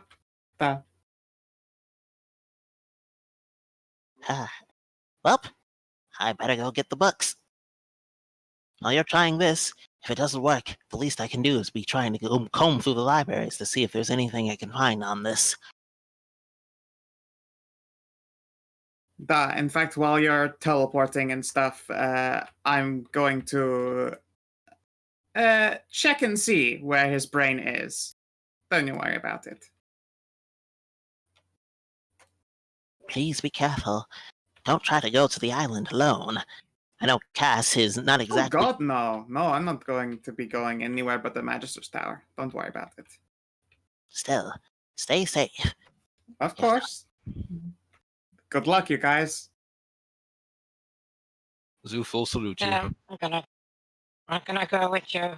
We better do this outside. I don't want to damage your floor. That's not how teleportation circle works. You haven't seen me do it. Oh dear. It's pretty wild. All right, Ursula, where are you going? It's actually, I'm gonna go with what's the name? With Naya because I'm literally just going back to the Magister's Tower. I don't obviously want to say it in front of Samaya. I'm just gonna go ask the fucking mirror where Cass's brain is. yeah, but Ursula can't really do anything else here. Like fair point. follow around the people that has an actual positive intelligence score. Yeah, I mean that part. Yeah, fair enough. Yeah, so but she just said like, oh yeah, the way that Michelle does it is actually quite fun. Yep.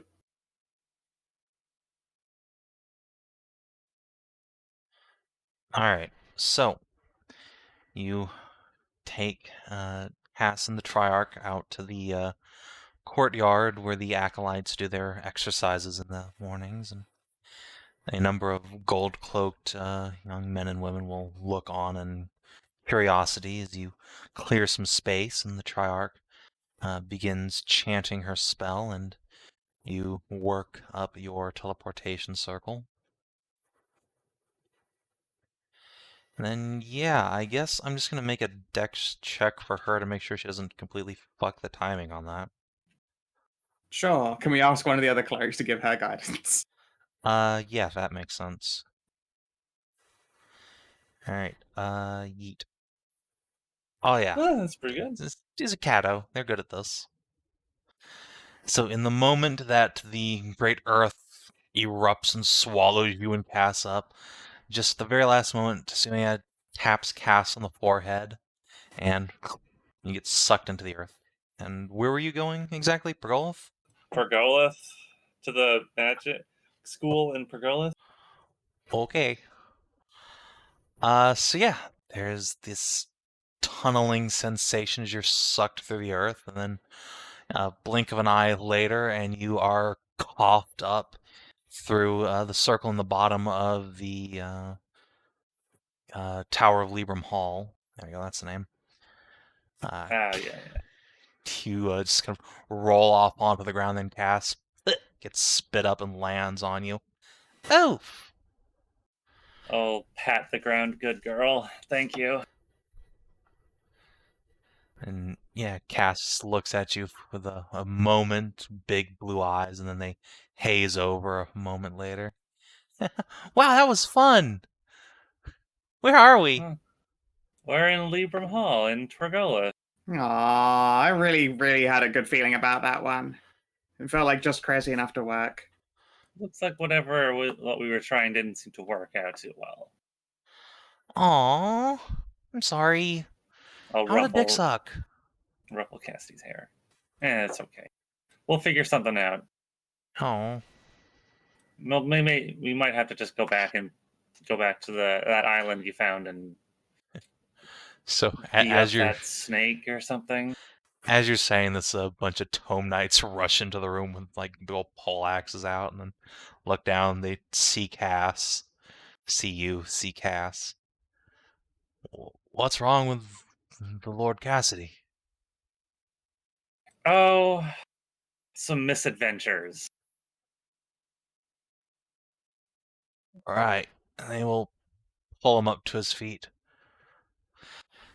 Come on, then. Let's get you to talk to the Lady Enchanter. That maybe she could have some insight on this. What we were just trying didn't seem to work out. Yeah. So, as Cassidy and Tashat are being taken before Celebratory, the other Archbimbo wizard, Nahya and Zuth, you guys return to the Lord Magister's Tower. Ursula tagging along to help if she can. Yeah. I guess Zuth, roll an Arcana check. I was hoping it'd be investigation. Not in this case. No, this is specific research. Yeah, I was hoping that. Investigation is not that skill. Will it be advantage because You can get somebody in the tower to help you, yeah. There's plenty of NPCs hanging around there. All right, let's get the assistant squad going, and I guess make this fucking roll. Hey, at 20. Yeah, what are you worrying about? You know, just roll 18. It's fine. Yeah, it's roll an 18. Come on, 5-head. All right. So you're gonna spend a couple of hours poring through the various monster manuals and curse catalogs that are stored up in the Magister's Tower. Luckily, the former Magisters have accumulated quite a sum of knowledge here. And I think you're going to be able to find what you're looking for, more or less. Once you start comparing missing brain, airheaded bimbo body that's still quite animate, and big snake Oni-chan, you are pretty quickly able to narrow it down to a particular creature called a mind slaver. A large serpentine Medusa-ish creature, but rather than turning you to stone or something along those lines, these creatures just sucky Mr. Brain out your nose. So that brain is gone. Yeah, that fucker's long gone. Now, if that's the case, why is it if we put it back, is it just the greater restoration spell not working, or is it being constantly drained away? So, according to the book, and this isn't really proven because most of the time, people who get this done to them don't come back. But according to the book, the creature continues to connect the brain and the body. They are still one unit tethered together by the etheric flow of life and magic, the soul, if you will. So there's just enough input from the brain making it back to the body to keep it staggering around in a drooling, disabled state. In effect, what you glean from this book is that Cassidy is permanently stunned. He can't actually take actions. So he is fucking useless at literally anything. He cannot contribute. But, yeah, the brain is still in control. It's just way the fuck far off. Oh dear. Perhaps it'll get better the closer you bring the brain to the body. Maybe. Ah, yes, of course. I mean, chances are, with the signal connection so poor, he's dealing with immense amounts of lag. Exactly. This is basically it. If only we weren't in fantasy America. He'd have a better internet reception. so his mental Wi-Fi is shit? That's great. Yes. He's having a hard time getting a connection. Now for the harder part. Even if we track down this beast and defeat it, how do we get the mind back in safely? That you don't know. We're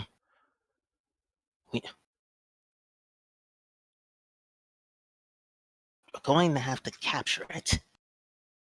The only thing I can think of is that if we manage to capture the creature and slay it or make it drop its connection just a second after greater restoration has been cast on Cass, maybe then the brain can reforge within the skull and everything be set back to normal. Maybe. Yeah. All right. Shit. I know. I try mirroring for the brain. All right. So, with your mirror, why don't you go ahead and give it to us? Mirror. It's been a pain. Can you show me the location of Cassidy's brain? Picture shows a dumpster. No, picture shows a shot's dick. Yeah, the The mirror zooms out from Avara, zips across the Erythian Sea and to the west and down onto Dat Island. Well, at least it's still on the island.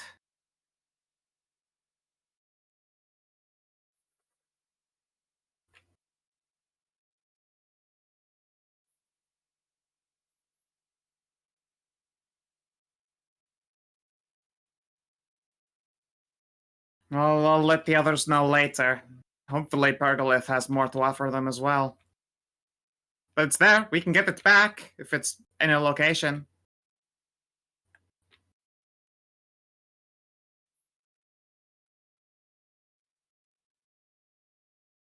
Right?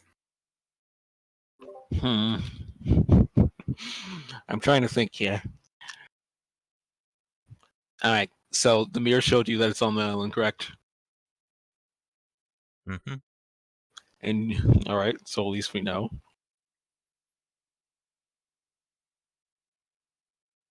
Okay. First things first. We'll need to run a little experiment. I like where this is going. First, we need to make sure to find a way to see if Greater Restoration actually restores the brain or just boosts his intelligence temporarily. For if we kill the creature responsible for slaving his brain, and that is the only thing keeping the connection between brain and body, Cass will simply just die afterwards, unless the magic is generous enough to simply reverse whatever thing is going on. Hard to say. I'm not sure we live in such a convenient world. Well, we can try for capture. We'll have to try for capture, but I think that might only be worth it if we can confirm the restoration theory. If not, we're going to have to hope that the Mindslaver is intelligent enough and diplomatic enough that we can, I suppose, diplomancy it into giving back Cass's brain? Or threaten it. Or threaten it, I suppose. I'd be willing to do a lot of terrible things in order to protect poor Cassidy. You're not alone. I think the entire party would, to be honest. I'm quite afraid to see what will happen if this turns out to be a no-win situation. But, to be honest, this is not the first time we've come across odds that have looked impossible. To be honest, this barely even seems like a speed bump, really. I have confidence that we'll be able to find an answer. Fingers are crossed. But yes, making sure that Greater Restoration restores brain matter would be the first step. I have to find a way. Perhaps I can use my astral sight. If not, we'll just have to find a scientific method of checking.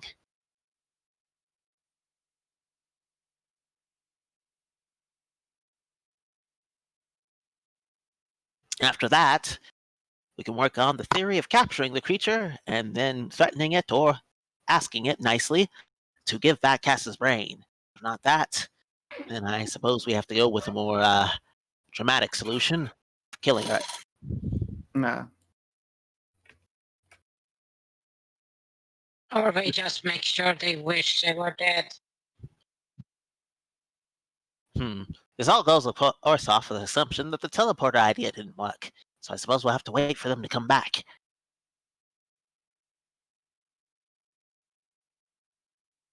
So, speaking of which, Hashat, Cassidy, you are taken before Celebratory, mistress of Libram Hall, who is delighted to see you, gives you lots of hugs, examines Cass for a couple of minutes, and proclaims that she has no idea what's wrong with him. You should probably try and find his brain and put it back in. That'll fix it.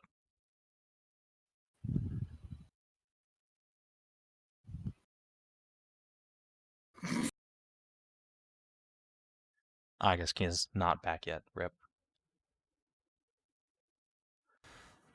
Seems not.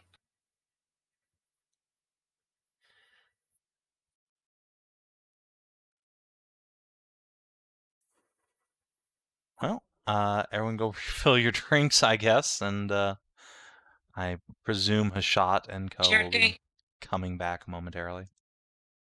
Oh, okay, yes, okay. Yeah, so Celebratory will, you're brought before her. She gives you hugs and kisses, examines Cass for a couple minutes, and proclaims loudly that she has no idea what's wrong with him, but she should probably put his brain back in. That'll help. Yeah, thank you. You're welcome. We're gonna do that. Got any other ideas? Like something that might, I don't know. Any idea of reconnecting him? You mean We tried a aside from the greater brain? we tried a greater restoration on him, and for just a second his awareness came back, but then it went away again. Well, you should, put an item on him that gives him a bunch of intelligence. There's magic items for that, right? He's already wearing one. No, he's not. Oh, fuck, they took his crown. Yeah. Now that you, when you look over and examine Cassidy, he appears to have been completely robbed of everything but the clothes on his back and, pocket lint level items. He had, what was he wearing? What did he have A on him? crown that says an int to The fucking shirt. 21. 19, but yes. Whatever. The charlatan's circlet, yeah. Yeah, he had the charlatan circlet, the cunning cat's ring, and the harlequin scutum. He still has the Oh my shield, God. actually. That is still with him. Okay, so she stole his magic items, his very valuable. Am I wearing the magic charlatan? No. All right. Wait, are you? Which one is that? No, the charlatans is the charisma one. Cass had the Yeah, I'm wearing intelligence that. one. Yeah, the int one. Let's see. Oh no, it's the cunning cat's ring that gives him intelligence 19. Okay, gotcha. So yeah, he's lost that ring. That was yoinked off of him.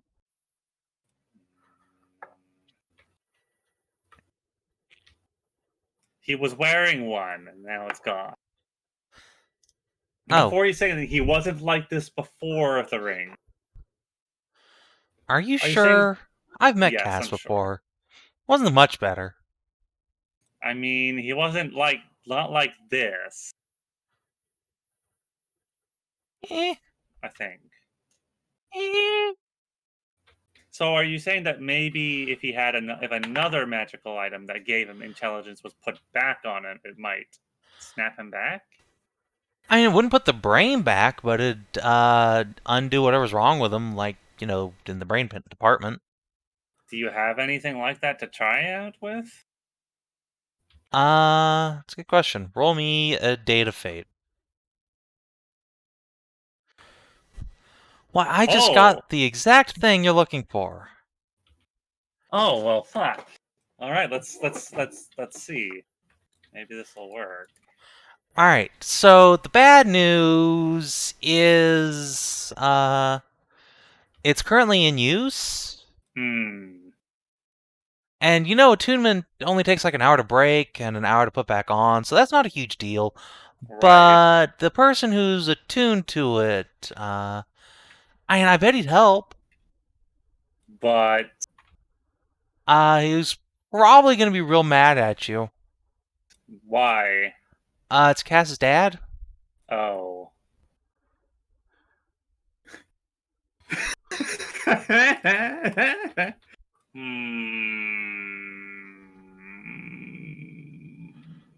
I mean, good luck, friends.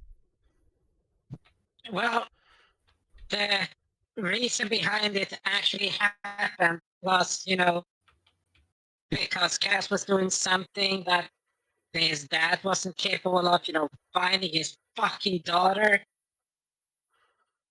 Yeah.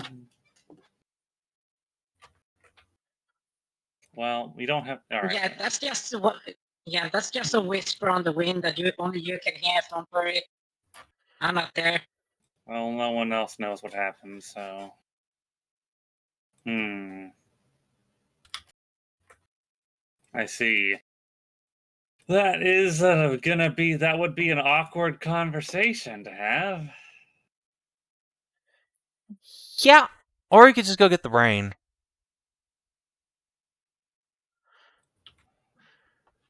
I mean, personally, if I was a high-level adventurer with a whole party full of badasses, I'd just go beat up a snake, but, you know.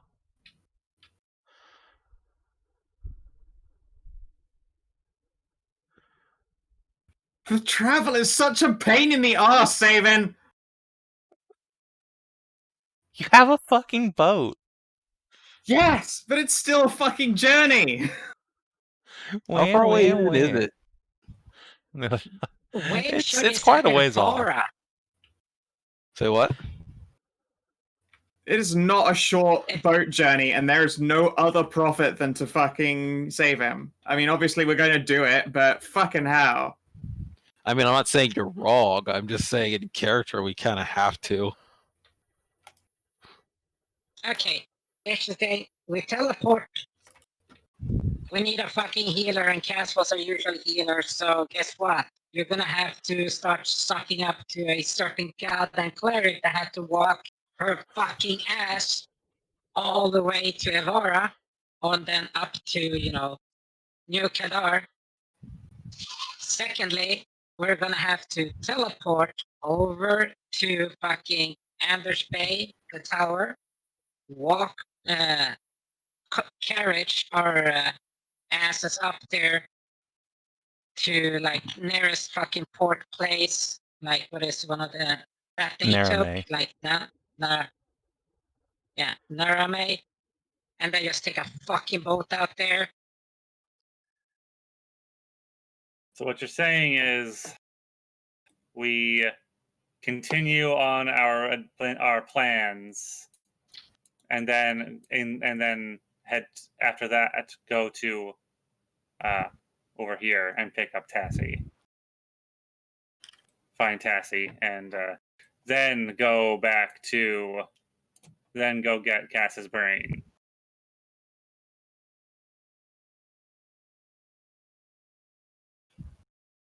So you still want to do a dream We quest first? Cool. I'm into it. Yeah, we sort of need that fucking cash money.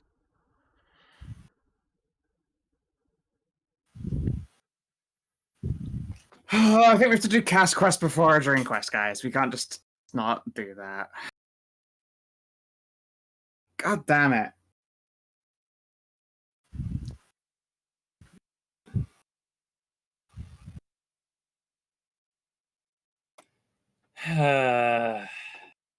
I really wanted to progress, but I guess we've got a fucking side quest again. We have to regress. I mean, Or Cass doesn't need his sidegress, I brain. don't know. That's fine. Look, we're not Not gonna urgent. fucking leave our companion Dude, in the like- lurch like this. To us, as good people, it's urgent. Even though we know that it is technically a fucking side quest. Even if we liked Brainless class, there's still the possibility that if the fucking mind drainer dies for whatever reason and we do nothing, then Cass just immediately drops dead. I mean, we'll figure it- something out.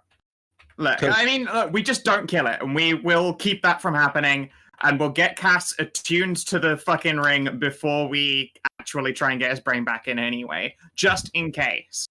Yes. Okay, we'll just have to make sure that we don't use a killing blow. That's all we have to do, is not killing blow. Yes, and I need a fucking weapon. I'm gonna have to just use one of the necrosaurs for now. You could always just wield Zuth. I think the bludgeoning damage Zuth would take from being used as a weapon would probably kill him before any enemy of your level. I was going to say, hey, we should find out and try, but that's a very snippy response. I mean, Snippy would balls up and cry, like, no doubt.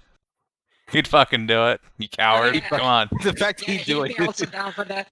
The fact he'd do He'd it. be should- down to clown for That's that. not a measure of cowardice if you do something Snippy, if you wouldn't do something Snippy would do. I'm Yeah, I was afraid. about to say, That's not how that works. If Snippy would do Yeah, it, that means I remember- probably shouldn't. Yeah, exactly. That's like one of Savin's ideas. Hey, we should do this. Like, no, Savin said that. That's a bad fucking idea. How dare. I'm sorry, how did your last fucking plan go, Savin? Great. For who? Silence. Let the silence be my answer. So I don't remember what my last plan was, but it probably worked out fine. I don't know. That's not encouraging, Savin. So I have a lot of now, plans. so now we're going to go get go get Tassie, and then go get Cass's brain back. Yep. You're gonna first go say hi to Papa Cass Why? because he has the intelligence ring. But if we're gonna go,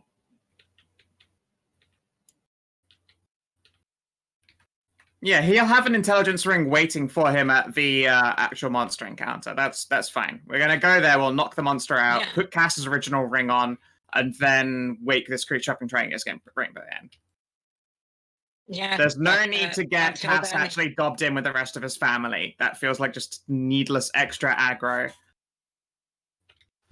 Because they might do that parent thing of like, well, you obviously can't be trusted with our son. He's not going anywhere. And then that's not going to help anyone. Well, Out of character, I just don't want to do parents right now. Headshot can just shoot back. Well, you can't be trusted to keep your own fucking daughter alive, but we fucking found her alive, so... We aren't going to say that, though, because we're not the horrible pricks. Yeah, like I said, so if they want to be horrible fucking pricks, just shoot back with horrible fucking pricks, because our shot does fucking less breaks than a normal person. How about we just not? We can just it just seems like a trash. Just let's not even fucking bother telling them. It'll be fine. all right. Probably won't be, but I'd rather have that mess than the other. Okay. So, all right. Well, thank you anyway, Miss Celebratory, for your assistance. Anytime. Hope your friend gets his brain back. I just sworn there was something else I wanted to ask while I was here. There's something else I can't. Cass whispers in the ear that you should ask her out on a date.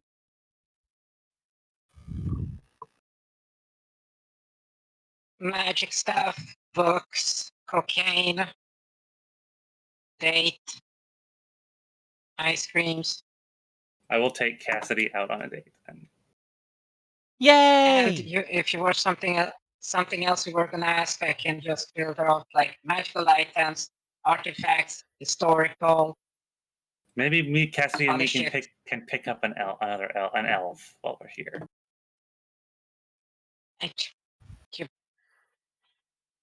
Tassie's literally waiting for you to sex press her to fucking heaven. I can't actually do that anyway. I'll just do it deep.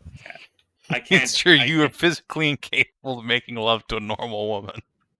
I am. I'm gigantic. Right. That's why I wanted Motion of stretching. to fucking Jakar. That was it. Motion Ah, stretching. why? Hey, wait a minute, Miss Celebratory. Do you have any magic potions, like weird ones? Loads. So, okay, I had some business I had to take care of. However, I now have to take care of this. But it's also kind of important for me personally that I get these potions. Do you have any potions of... do you know a guy called Jakard? He's a centaur. Sure, yeah. I met him during the war. I don't suppose you have any potions like stuff he would make. No. Fuck. See, in Pergothian law, there's this thing called a trademark. A what? It's a trademark. See, it means you can't make the same thing somebody else made if you file for a trademark. It's a mark of your trade, see? So, just like nobody else is allowed to make cocainum, just like the Coven Stones do, no one else is allowed to make transformative potions like Jakard does. And nobody else can make wizard's hats like mine. And you notice that Celebratori's wizard hat has been growing ever so slightly until it has now reached like a Valeria's level. Huh. I never... Was it always that big? That is indeed. Sure it was, he says as her hat becomes the tallest thing in the room, including you. I feel like that wasn't. Nope. You just have this notion because if you remember, you can't put your fingers, but that will always be the tallest and pointiest hat you ever seen. Yep. It is a At this mighty point, hat. it is so pointy it could be used as a lance. Well, it's a very mighty hat that you have. Why, thanks for noticing. Does it? So not like Jakari, but does anyone? Do you know of anyone who does make potions sort of like them? Some, but they are not what I would call reputable. Why are you asking? Maybe I have a magic item that's more your style. Well, see, I am this big here, and I have and my wives are an elf and a couple of sphinxes and Cassidy here, and they are much smaller than me now. Yay! I'm a wife. Because I've just gotten bigger and bigger and bigger. Like I used to be like 6 feet tall. Because I have just gotten bigger, not I have made a series of questionable choices. And now I am like more than 9 feet tall. And the rest of me has grown proportionally. Oh, that sounds like you should have been training them this whole time. Yeah, well, some people have a problem bringing non-combatants on our caravan trips. Well, yeah, because that way they die. And you don't want a crispy dead wife, do you? No, I don't. But Or then maybe I you can't do. train Maybe you're them. some kind of necromancer. Are you a necromancer? Heavens no! I'm an earth wizard. Yeah, well, you know what's buried in the earth? Dead bodies. Also diamonds. You know, his intelligence might be low, but this is flawless logic here. Also, doesn't this country like burn all their dead because they're afraid of necromancers? Yeah, but the stupid elves buried all their dead, and they're still down there. Oh. Anyway, I got exactly the thing for you. You do? Yeah. I'm surprised. Well, yeah, because it's real easy. What is it? See, there's a really low-level spell called Enlarge or Reduce Person. And so you just make your wife bigger, or you make you smaller. I don't know that spell, though. Well, Celebratory gestures at the entire College of Magic around her, spreading her arms wide. I'm not a wizard, actually, okay? See, well, I get may good, have scrub. I may have misspoken. I'm not a wizard, I'm a sorcerer. Well, you can still retrain spells you know, duh. That takes so long, though. No, it's fine. Look, or you could just buy scrolls. It's like level 2. How long does it last for? I don't know. Look it up. Nerd. I'm not a nerd. I am so not a nerd. Are you kidding me? Have you seen these muscles? I am not a nerd. You know, just because you can flex your muscles doesn't mean you can't work your brain fats. Let's see. Enlarge, reduce lasts 1 minute. What a fucking ripoff. What? Ah, that's lame. It's okay. You can, No, the you can finish that. There's a potion of reduce. Oh, is there? Hold on, let me. Is there? Yeah, Ursula fucking bought it for you. Remember, it's 1d4 hours. Yeah, but I don't want to get smaller. If I could make Tassie like bigger. Yes, there's a potion of growth. Giant potion elf. of diminution. Here we go. Oh shit! Is there a potion of ambigification? Yeah, potion of growth. Literally uncommon. Growth 5e. Here we go. Let's just down to the compendium. It's also not a very good spell. You get the enlarge effect for 1d4 hours, no concentration required. And it's only uncommon too. So it's as expensive as a level 2 healing potion. How much is that? I think it's like 100 silver. Ugh. Let's look. Mechanical handouts, arcane artifice. 250 silver. That's a lot of money for a potion and potion. Yeah. Yeah, so you know what? Ursa's been fucking spending on you goddamn people all this time. A lot. Yeah. This is But it's kept you alive, so I'm happy with that at least. Well, I am going to take downtime later to actually rechain some spells, so I could just slot this into that, so I could learn this spell. And I did retrain my meta magic to have extend spell already, so I can extend this. I could dump all my spell points and just make it last like 2 hours or 3 hours. Hey, Kina, I have a question. It's a level 1 spell, yes. 2. It's level 2 spell. It's a level 2 spell. Okay. What would it cost to get that into a fucking item? And like a magic item of be big. Magic Or be item small. Or be small. A cock ring of smaller dick, perhaps. Oh no. Look. No, just you shrink back to your old Pashat size. Look, honestly, just during your wifey times. Look, honestly, with some of the dimorphism going along races, I spend all of my, already. If I retrain, how long does the retraining take? Let's a spell. See. Downtime phase. Scroll down. Research spell. 3 days per spell level. Like 2 weeks. It would take like a week. It would take a week. It would take like 6 days. It would take 6 days. So if we wait 6 days, if we let me do this for 6 days, if we indulge a shot for 6 days, and let her retrain this fucking spell.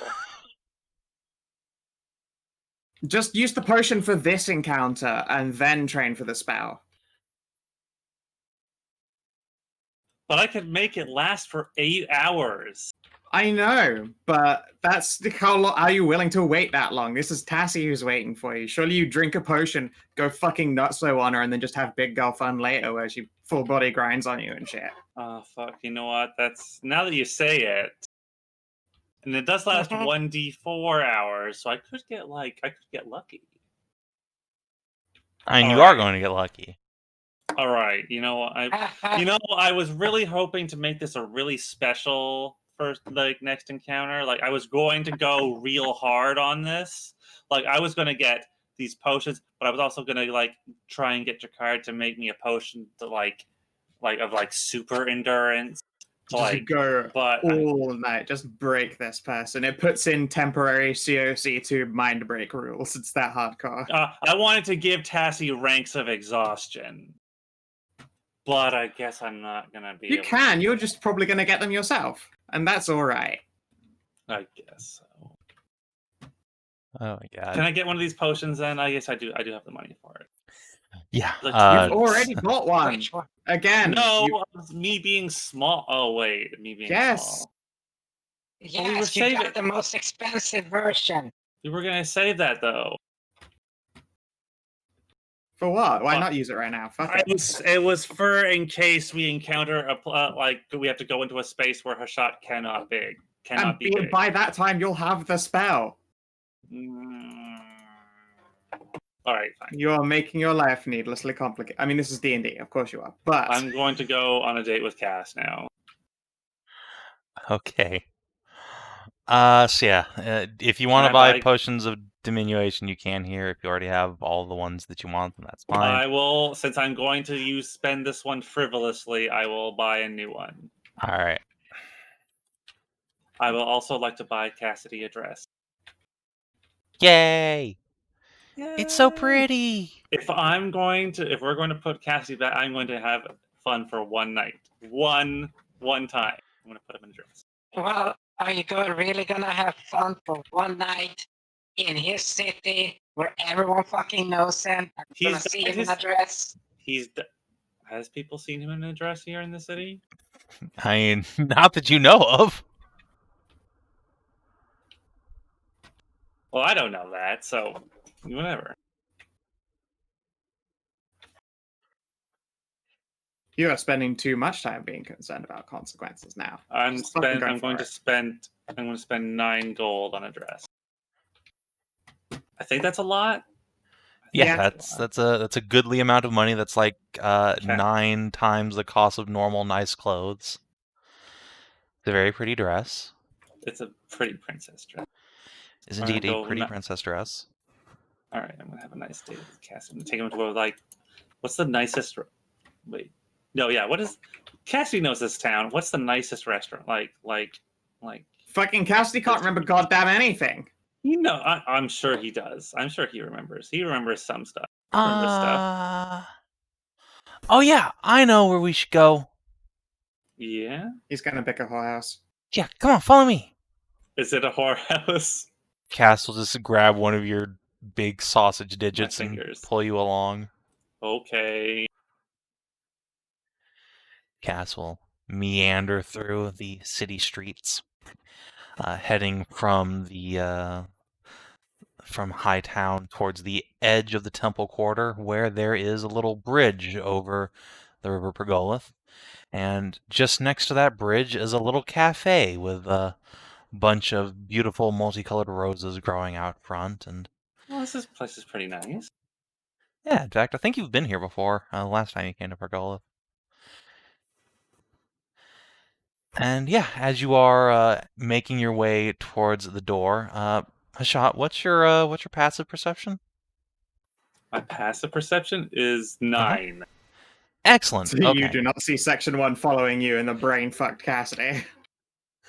No, it's even better than that. Is it Cass's papa? Even better than that. What? His How could it be mom- better his- than that? His Is it- mom? Oh no, the other one, the Amazon.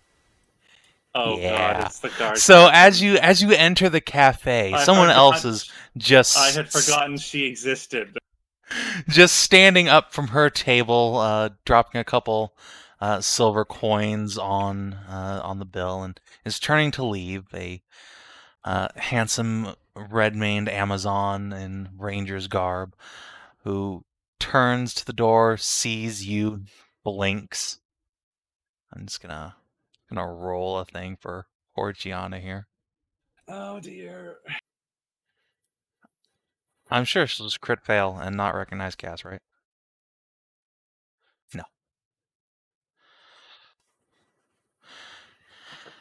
I forgot she was a character. God damn it. I forgot she existed. So yeah, Cass's childhood best friend is standing before you. She crosses her arms and stares up at the big moo and looks down at Cassidy, now dressed up in a pretty princess dress with big old pink hair. What are you two doing? Why are you dressed like that, Cassidy? We are on a date. Yeah! Date time! Hi, Gigi! She squints even harder. A shot? What's wrong with Cassidy? Not just some lingering effects from a misadventure. Lingering effects from a... It's practically It'll drooling. go away. It's gonna go away. He'll be fine. It's gonna go away. He'll be fine. Yes.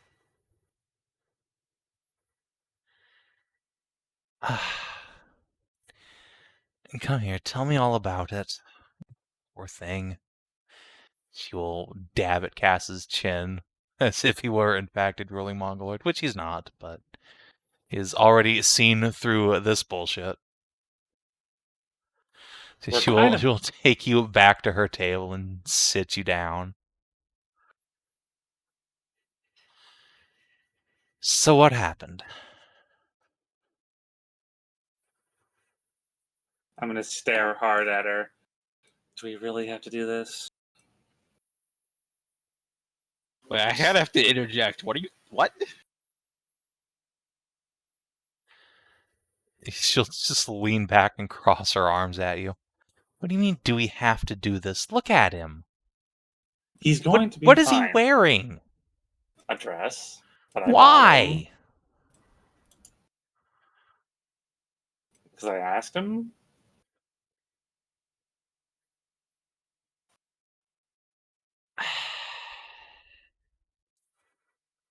I spent a lot of money on this dress, thank you very much. That's not the point, Hashad. You know better.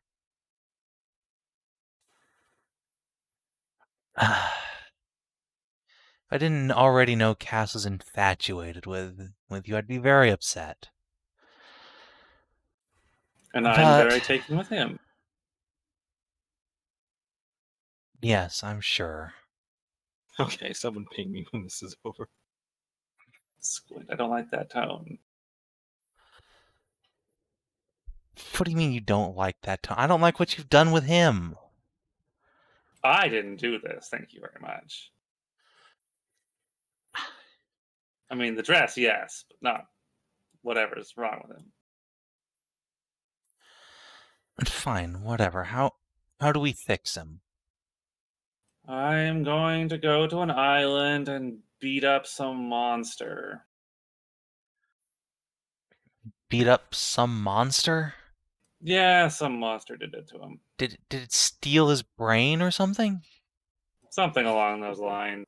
You mean literally? Something along those lines. It also stole some of his magic, some of his magical equipment. Cassidy giggles. Shot put a ring on me, but then the snake lady stole it. She what? The snake lady took the ring. No, the other part. I gave him a ring. It was a magical ring. You gave Cass a ring? It's almost like I've been pursuing Cass for forever and trying everything I can to be worthy of his nobility. Yeah, and you didn't tell anybody back home. We've been busy, super busy. What could be so important keeping you so busy that you can't send a letter home? On this, I'm... What can I tell you? Some of it I'm not at liberty to say. We met a dragon. And a whole and her army of kobolds on an island to the far south. She was nice. She loves those kobolds. And then I guess we also went to an island in the far south and killed an undead dragon and all her undead drakes. And I fought a giant stone knight. Was it undead too? It might have been an undead giant knight. And at no point in all of this were you in a town where they have paper and messengers. I mean, we were in Anders Bay. The capital of another duchy. Yeah. And you couldn't spare 5 minutes to write a letter. Oh, please. You have an idea how long it takes to get a letter up here? I sent a letter 6 months ago, and I still haven't gotten a response. Actually, I need to go take a look at... I should look into that before I go back down to the south and fix this problem. Where would you even get a response to? You're a vagrant. To the Great Magister's Tower of Vivara? That's where we've been staying. That's where all my stuff comes to. She turbo squints. The Magister is our best friend. Oh, great, yes. The Magister. She air quotes. Whatever. You've never been to Vivara.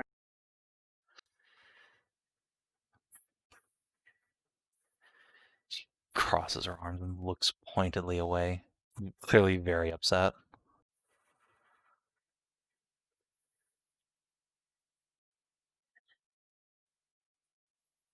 Fine, whatever. Keep him for all I care. Stands up. Have a nice life, Cass. Hope you get better soon. Not that it would change much. He shoves her chair back in and storms out.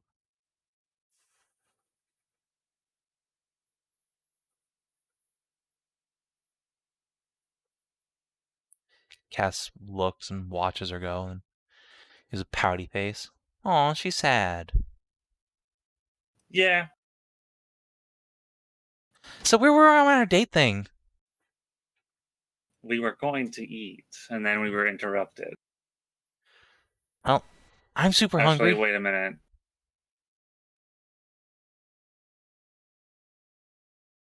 Aw, do we have to? I'm hungry for dick. What? I'm hungry for dick. You know what? I have a feeling that there's going to be a great big buzzkill if we don't leave. So we should probably head back. However, if you're still hungry, I mean, we can deal with that. We can do something without that. Yeah, let's get our tummy super full. Yeah.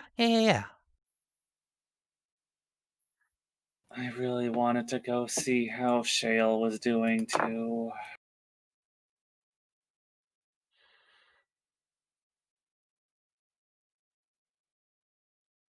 Who's Shale? Do you remember? Did you come to the book with us? Into the book? Wait. What's a book? The map? You know, the magical map. I don't remember going in a map. That's silly. You're silly. Shale is the orc druid that we found, and who was a slave to some troll, ogre, some guy, someone had the orc as a slave, and I rescued her, and then I brought her up here to be enslaved, freed. Oh, that's so nice. You're nice. Yeah, I haven't heard back from them here in a while. It was the Temple of Kalira? Mithras. The big cathedral of Mithras. Oh, well, we should go visit your friend. Is that okay with you? I mean, can we wait till after?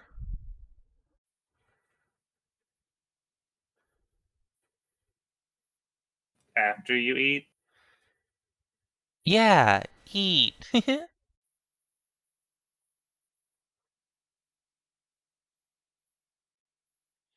Cassidy starts reaching for your loins.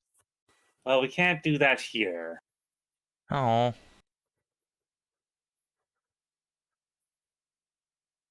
Do you know any... Wait, no. Yeah. Let's just go. Let's go. Okay. Let's go. I guess we'll leave this cafe before eating, because I'm fairly certain Gianna's gonna probably... Cass's family is probably gonna find out he's here.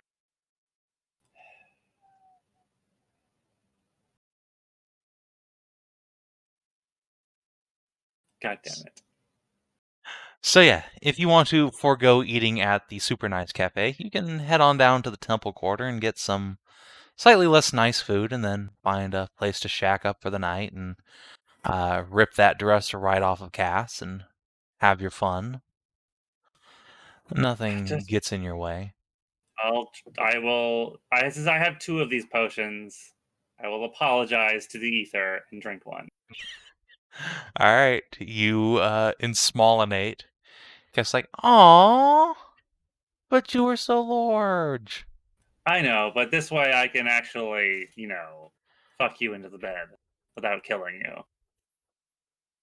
But like, how small does it make me? Like, how much smaller does it make me? It makes you a medium-sized creature again. So probably back to your like 6 or 7 foot starting height. Okay.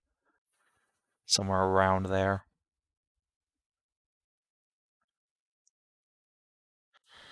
So yeah, once you are back normal, you can clap those cheeks. I will. Bimbo Cass is, if anything, more energetic and eager than ever, as you would expect. In fact, would you kindly give me a Constitution saving throw? Sure. Nice. Okay. You feel pretty exhausted, but not fatigued from spending the evening drilling Cass. But your kitty is completely and utterly just demolished. Good job, big ol' horse. Then there's gonna be lots of cuddles. So much cuddling. Oh, yeah. afterwards. And it's not like he can use his legs for anything, so. No, he's not going anywhere. And so yeah, what is your plan come morning once Cass has slowly regained use of his Legos? Let's go to the Temple of Mithras. I need to check up on. I need to do this. I need to check. Sure. So yeah, you can go to the temple. The priest you've met there before will greet you, apologize for sending a letter only like 6 weeks ago.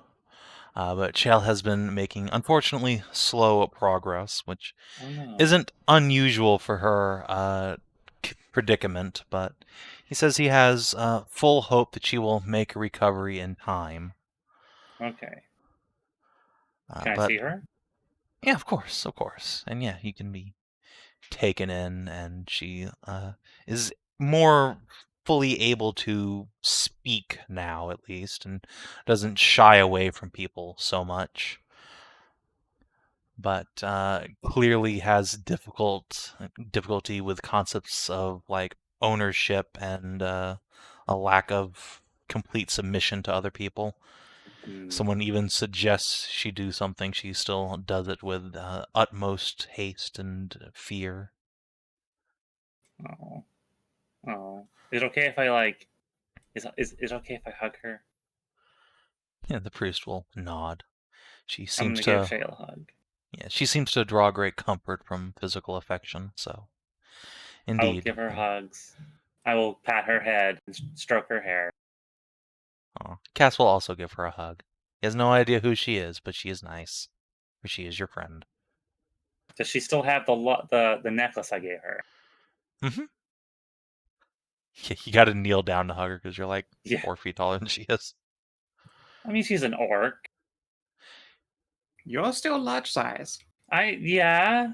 Oh yeah, you're only like 9.5 feet tall, right? Or are you not 10? Shots said 9'7". Okay, so you're like actually 3 feet taller than she is. Okay. Yeah. Still substantially larger, but still. Yeah, you either kneel down or you just bury her in cleavage. Yeah. I'm really glad that she still has. I'll tell her I'm really glad that she has kept good care of the necklace I gave her.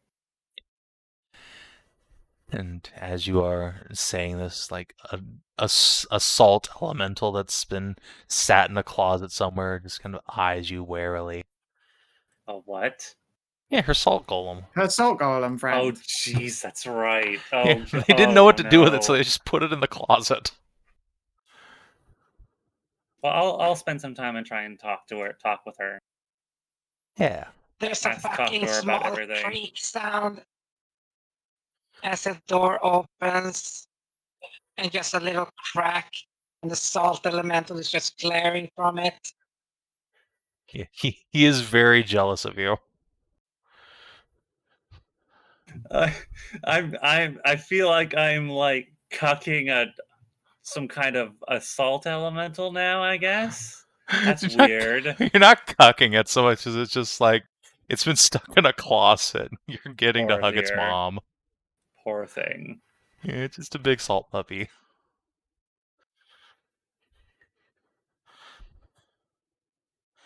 So can she speak, really? Yeah, she is getting better with common, and she seems to have, according to the priest, regained more or less full vocabulary in Orcish. Oh, that's good. I don't know how to speak that. So I'll Neither have to does he, speak to but her. they did bring in an orc specialist from a mercenary company who has been so kind as to hang around for a bit to help translate until she Okay.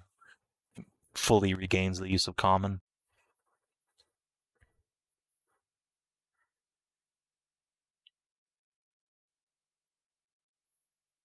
Okay.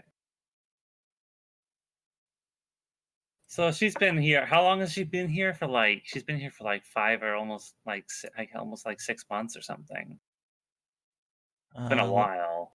Yeah, for sure.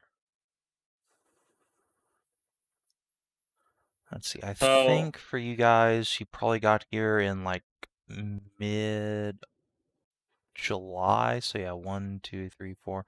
And she's been here 4.5, 5 months. okay.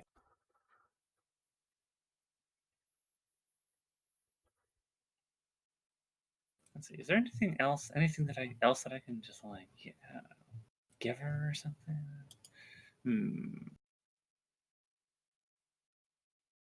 Don't really carry anything like stuff on me, unfortunately.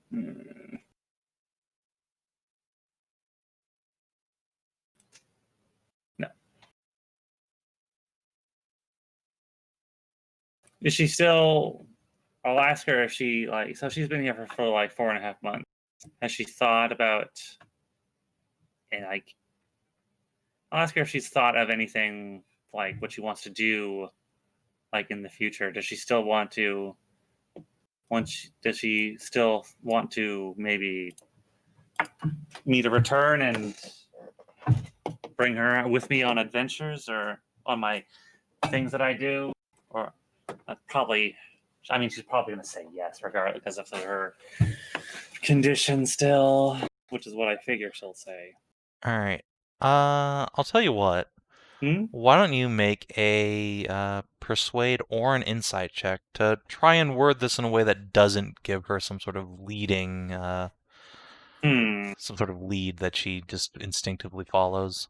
What were the rolls? Either persuade or insight. I'm terrible at insight. Oh boy, so I'll persuade. All right. Oof. Really? 13, I guess. All right. You're not sure if she says yes just out of instinct or if she earnestly means it, though there might not be a difference.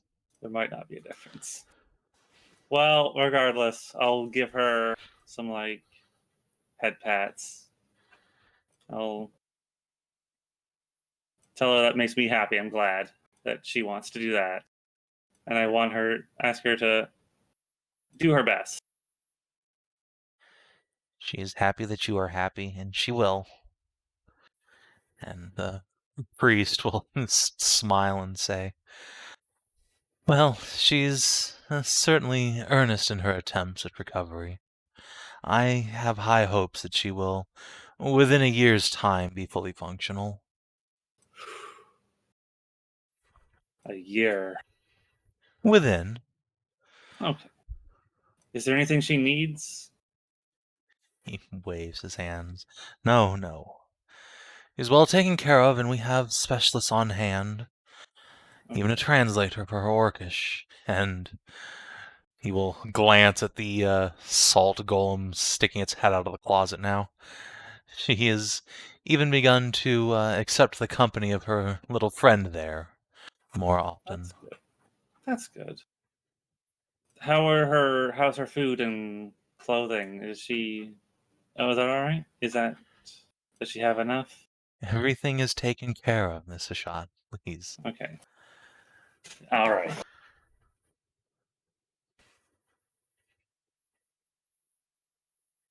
I suppose it should be time to go. I will return, Of course, come back anytime. but it probably will be some time.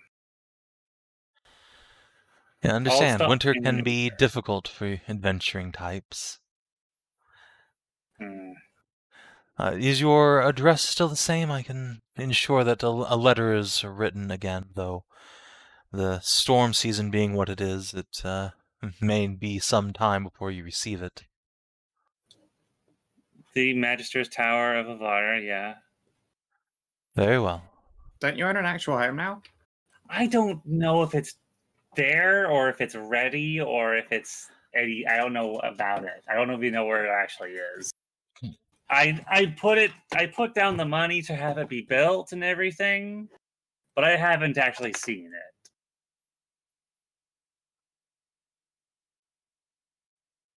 So I can't really actually, with any confidence, have my mail sent there. Fair.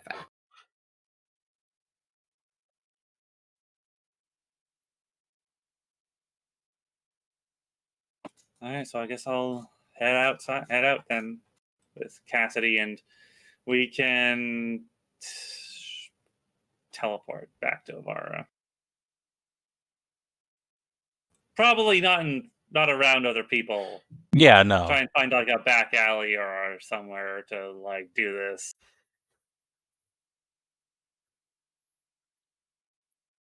I gotta get this under control so I can not smash things. All right. And so, yeah, the day after leaving, Hashot returns to the Lord Magister's Tower, with Cassidy, unfortunately, just as airheaded as before. Oh, that is unfortunate. They're able to compare notes as to what you found. I'll tell the party about my the discussion with Celebratory. And that maybe if we got another magic item, it would probably work. There was one, but I wasn't really willing to go and get it. How come? See, the person who owned the ring was Cass's dad. Fair enough. Yeah.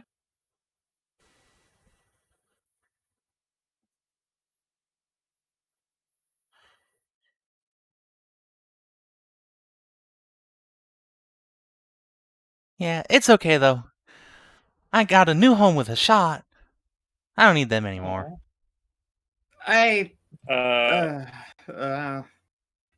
Sure. So when do we leave? I can get the boat ready. Once we're done with this, we do have.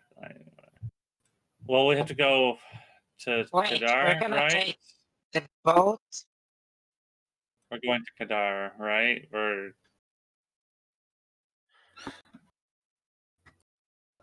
God damn it. We have so many things to fucking do.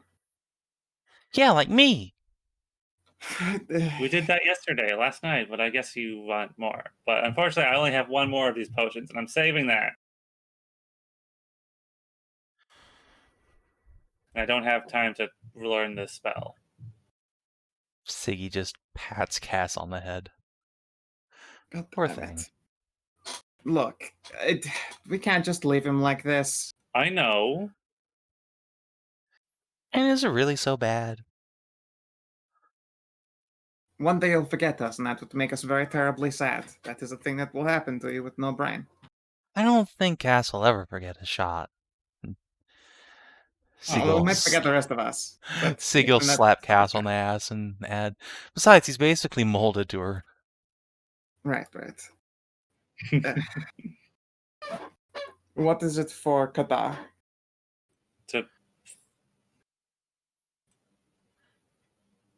Cassidy. No. It was to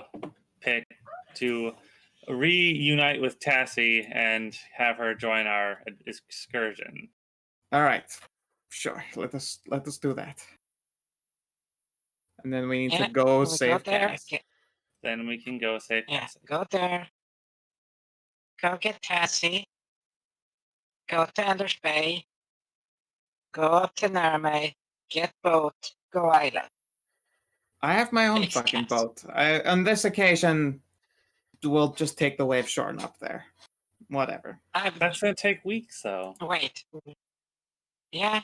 Will it? Fuck's sake, Do you have any idea how Yeah. it's so far? We have to go around the bay, around Anders Bay. You're right. We And can then just up. teleport to Anders. That's a fair point. Would be much faster. Okay, sure. Let's go do the thing and get you reunited with Cassie, and presumably find you a nice room within which you can annihilate her. Hopefully in my own house. Indeed, it should be built. Let's go. Well, I've been saving things for her. Oh. I've got a box to give yeah. her. So Also, hoping to- also gonna have to explain to her a bit about the whole mixed thing, emotions like back and forth, stuff like that, magic stuff. Once she sees it, what? Season what? that you can like teleport. It's not like that was a thing until literally have very a- recently. That I've acquired tremendous cosmic power. Tremendous power? Tremendous cosmic power. Okay.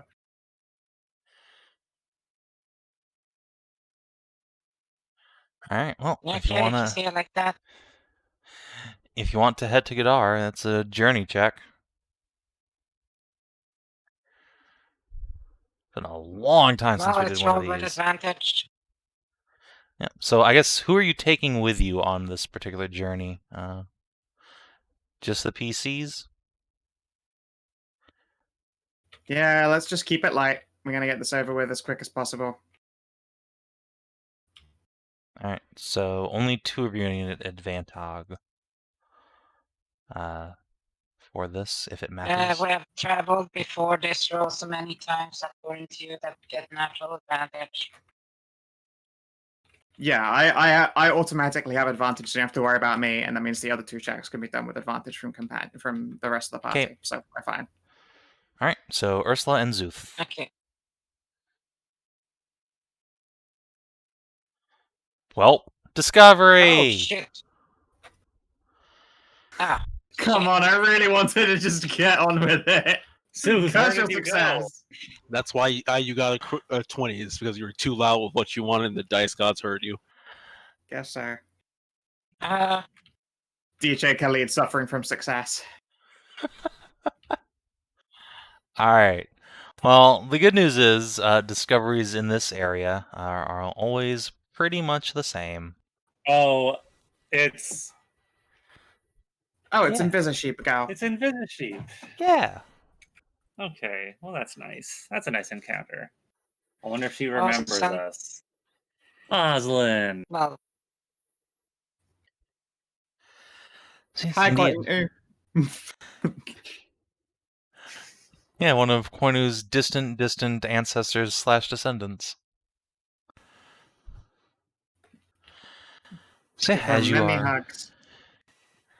as you are making your way down the road, you hear the familiar sound of bleating sheep just off the road, and turn in time to see a single shepherdess sitting on a rocky outcropping, her crooked staff laying across her legs, and seems to be enjoying the sun. As you approach, you will sit up and wave excitedly. Hello, travelers. Hello. It's been so long since we have seen you, Oslin. How are you doing? Quirks her head at you. Has it been? You just traveled this way the other day. Oh, it always feels like a long time. Aw, you're sweet. Oh, that reminds me, I have this for you.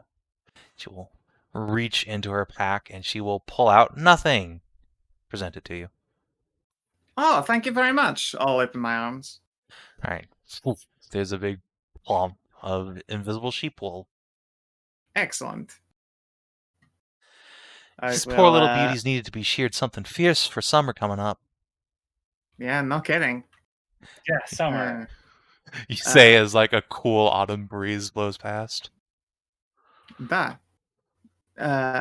let's see here. I'm going to prepare a bag and then mark on it that says invisible wool, because otherwise it will look like an empty bag. Yeah. And so as you are doing so, the shepherdess will kip up her staff and look over her shoulder and more conspiratorially whisper, "Hey, say, you all are pretty well traveled, right? Duh.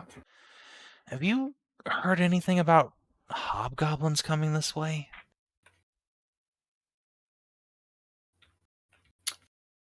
No, they won't. Well,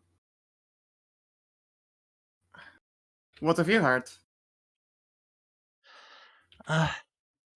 It's hard to say for sure, but I've heard a few other travelers saying that a whole bunch of hobgoblins have been seen all around the mountains to the north and all the way up to the east near Render, but it sounds from the tales like too many to just be a random horde. And I've never even heard of hobgoblins coming this far east. Getting kind of nervous. No, don't worry about it. It will be fine. I promise. Well, I hope you're right. My poor little sheepies might be invisible, but I'm not.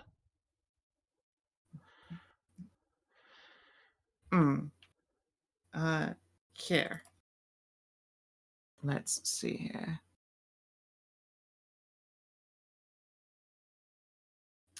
I am going to give her a potion of greater healing. I'm not going to tell her that it is a potion of greater healing. But here, should you ever be in trouble or get hurt, drink this. A potion? My Indeed. mom's told me about them before, but I've never seen one like this. What's it do? It heals all hurts. Oh, So if you get hurt, if something chases you or anything of that sort, or God forbid someone hits you with an arrow or a weapon or something and you run away, drink that. You'll be fine. thanks. This must cost a fortune. I wish I had a way to pay you back, but I don't have the kind of gold for... Don't worry about it. A gift isn't a gift if you're expecting payment every time you offer them. You guys are so sweet. He comes up and gives Indeed. you a big old hug. Aw. Give her a big ol' hug too, lift her off her feetsies. Oh,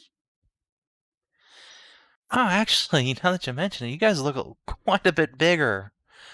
Barely even Duh. noticed. That's because we do a lot of adventuring and we walk into magical places, and they tend to change us, make us more powerful. And sometimes we find handy potions like that. Bites a thumb from him and looks over her shoulder. You know, speaking of which, there are some old ruins near here. If there really are hobgoblins coming this way, maybe I ought to take the flock up there, find somewhere to hide. There's good grazing ground all around. I'm sure no one would notice us. Yeah, that seems like a good idea. I think once you're all settled in for the summer and the sheep are free to start growing again, it might be a good idea. Yeah, that's what I'll do. There's grazing ground all around, and it's way off the road, so no one come and bother us. Duh. Yeah. Thanks for the idea. Maybe I'll even get big and magical, too. Oh, I have Maybe. no doubt.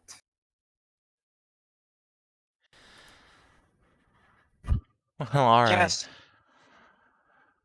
steps up to Aslan and just gives her a big hug. Aw. She'll take a knee and lean into you. You guys are great. I wish there were more folk around as generous as you. This ghost girl makes me sad. Yeah, that's the thing, and it's like the hug of somebody really misses you and doesn't really want to let go of that kind of feeling. She just says like, Be a good girl and stay safe, okay? Promise. I'll try. And worst comes to worst, I got this potion in my staff. I'll be alright. You guys take care on the road, alright? Of course, we're big, strong adventurers. We'll always be fine.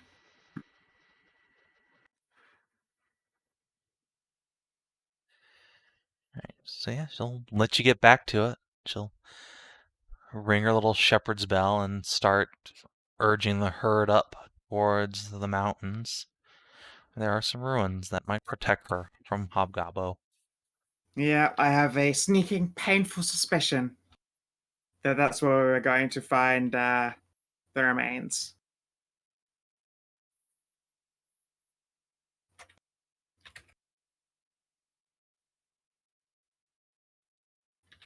Oh well. Okay. Let's continue on. We'll have to stop by those ruins sometime. Although I don't look forward to doing so. I'll actually just leave her on the map. Yep. Alright, so yeah, the party proceeds on towards Kadar. Where unfortunately there is just a big ol' ruin. Logic would dictate that Tassie has probably moved on to New Kadar, Yeah. top of the temple, and so the party proceeds through the ruins and heads on up until you are ambushed on the road just outside the Temple of Mithras. You see that there is. Damn it! The little stick that's laid out across the road as if it were a great branch to stop your wagon does not stop your wagon, and Kunigund just comes out of the brush. How'd you know? Because you're the only brave adventurer I know in the town at the moment. That's not true. There's that big old elf girl. Okay. Oh, excellent. She will hop down onto the That road. kind of girl lays eyes on everyone else who is much fucking taller than last she saw them. Yeah, so she's coming down like towards the hedge and gets to the road and then looks up. It's like, hey, wait, I didn't get smaller. That's not fair. Yeah, we're all just still growing, just like you. What the heck? I know, right? We're very awesome. The judge pops out from behind the goddamn giants like, I'll speak for yourself. Wait, why aren't you bigger? Is Zuth in there? Zuth! I'm right here. She Somewhere in reaches the blindly database. into over the top of the cart and picks you up by the scruff of your neck. There you are. Give you a hug. I have not grown bigger, but I have grown more enlightened. You're bigger on I don't the know what that inside. word means, but that's great. He is a whole lot lighter. Hefts. Finnegan's gonna pull herself up into the cart and plop down next to Naya. Onward, noble steed. Right you are. Steeds. Are you kidding me? We need like a team of horses. No, you have one incredibly overworked draft horse. It's just like, fuck. We have one hench lad. It's true. He has grown swole by carting your asses around. But yeah, it would be nice on poor Blueberry if you got another horse. It's true. Or Done. three more. But the best part is that Kunigund now gets to see how fucking fast it goes. It's like, wait, that went Zoom. faster than I thought it would be. Yeah. Wait, how are we already back at town?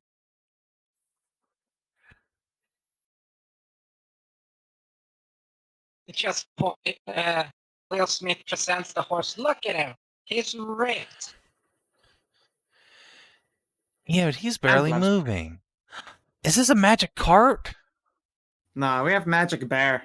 I will point at Ursula. She makes places go faster if you're traveling. All journeys disappear in the blink of an eye. That's so cool. That's I want to pretty learn great. how to do that.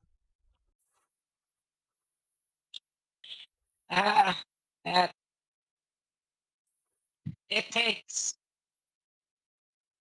a lot to get started. Oh, come on, what do I got to do? I'm already learning how to read and write. And that sucks. If I can do that, I can do anything. Almost, you have to be beaten to almost your death repeatedly.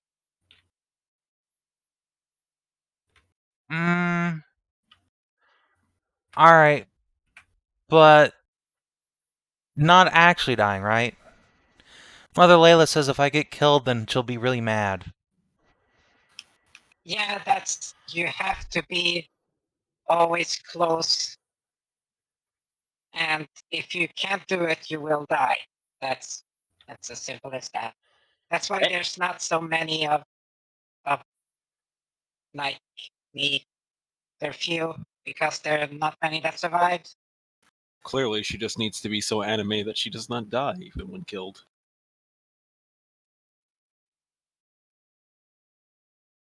Yeah, that makes... Yeah, I'll just become immortal. Hell I did yeah. not say that in character. Kunnigan pumps her fist. Kunnigan the Deathless! Oh god, what have I done? So just as she's like getting super into the idea, the horse and cart crest the hill, and you are presented with the town of New Kadar, such as it is. It is slowly becoming a proper settlement. There are little wood buildings rising up, a couple of barns where they're now keeping their animals instead of just letting them wander around the clearing. And there is a wall now erected, more of a chest-high fence, but enough that the defenders of the town have cover against whatever might come their way, and there are defenders. A couple of paladins are standing at watch on the road. They'll nod their heads in greeting.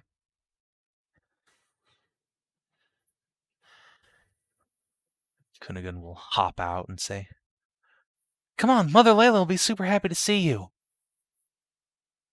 Heck yeah. And as soon as Cassie comes into view and actually sees a shot, we're just gonna all just like cartoon disappear. Just gonna be this blinking outline where the fuck we were. Just everyone Homer Simpsons into the nearest bush. Yeah. Yeah. But we'll have to find out what happens in New Kadar next time on Sav&D, so I can prep all that. Well, Whoa! XP time. Yep. Our goddamn bimbo cat.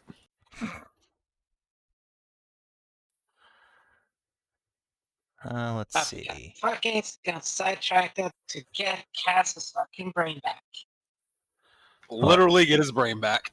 I don't It's a understand little why. fucking annoying that one adventure happens and then fucking we've got a permanently stunned friend. Look, he doesn't. He's fine, really. You should just leave him that way. He's so much nicer. He's such a sweetie. He was already lovely and perfect. Yeah. And also he was a companion that could do anything. You have more companions than you can use. You should just take Morgan and the doggo or Siggy. It's fine. Morgan can heal. What She can, but also Cass is our NPC. We need her. We need him to protect us. Savin, what dog are you talking about? Elra, the Wolven The Wolf Queen. Queen, Elra. Oh. She is a barbarian. She's a strong lady. Big friend. All right. You also have Tassie, who's level 2. Okay, maybe not Tassie, but you know. Oh, anyway, seasonally crafted brand oops right there. What's the name again? He was also our fucking healer, so yeah, that's...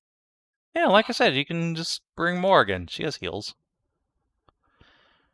She's a paladin. Maria's fucking useless. No, she's great. She has extra attack now.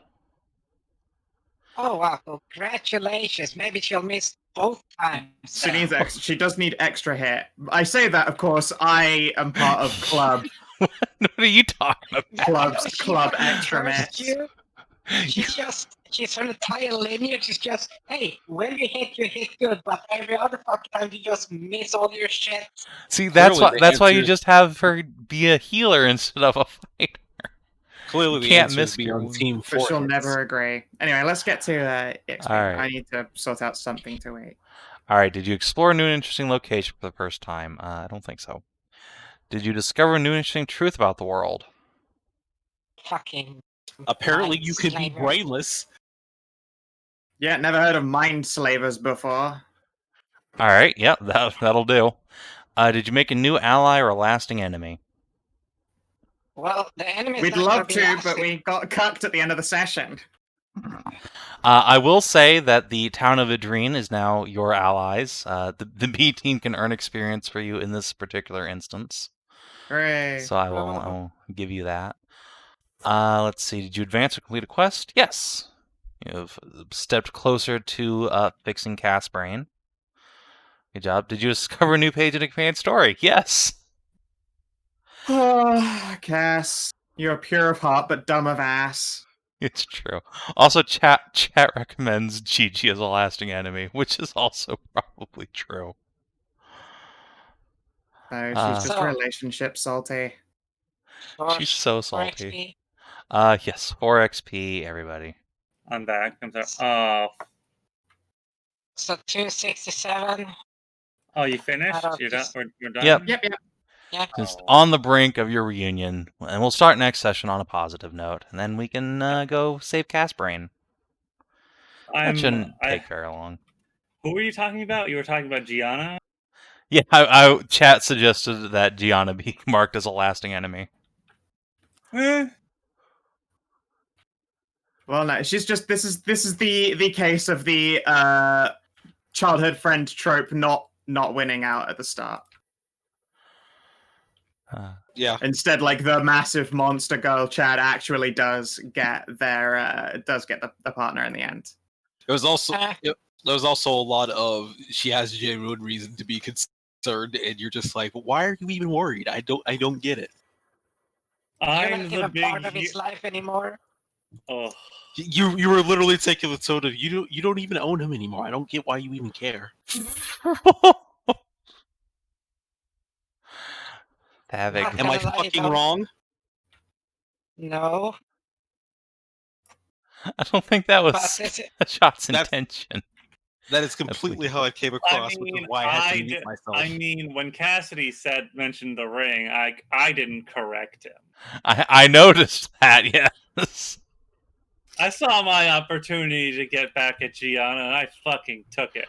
Get back at her for fucking what? For sleeping with Cassidy. Yeah. Oh, so you mean having Literally in the middle of the night, sneaking out away from Gas to go burn. It's petty, but at the same time, whatever. Whatever. It's fine. I like that plot thread. I want to see where it goes. yeah. But this is some Persephone level of like childhood friend doesn't get the protagonist. Oh, this is some NCR level shit. I mean, if she actually thought she had a chance, I mean, it's like, really, girl? If Okay, she you thought know- she you know- actually you had know a he- chance, You know Okay, I'm he's a leaving noble, now. right? He's like a I'm- noble.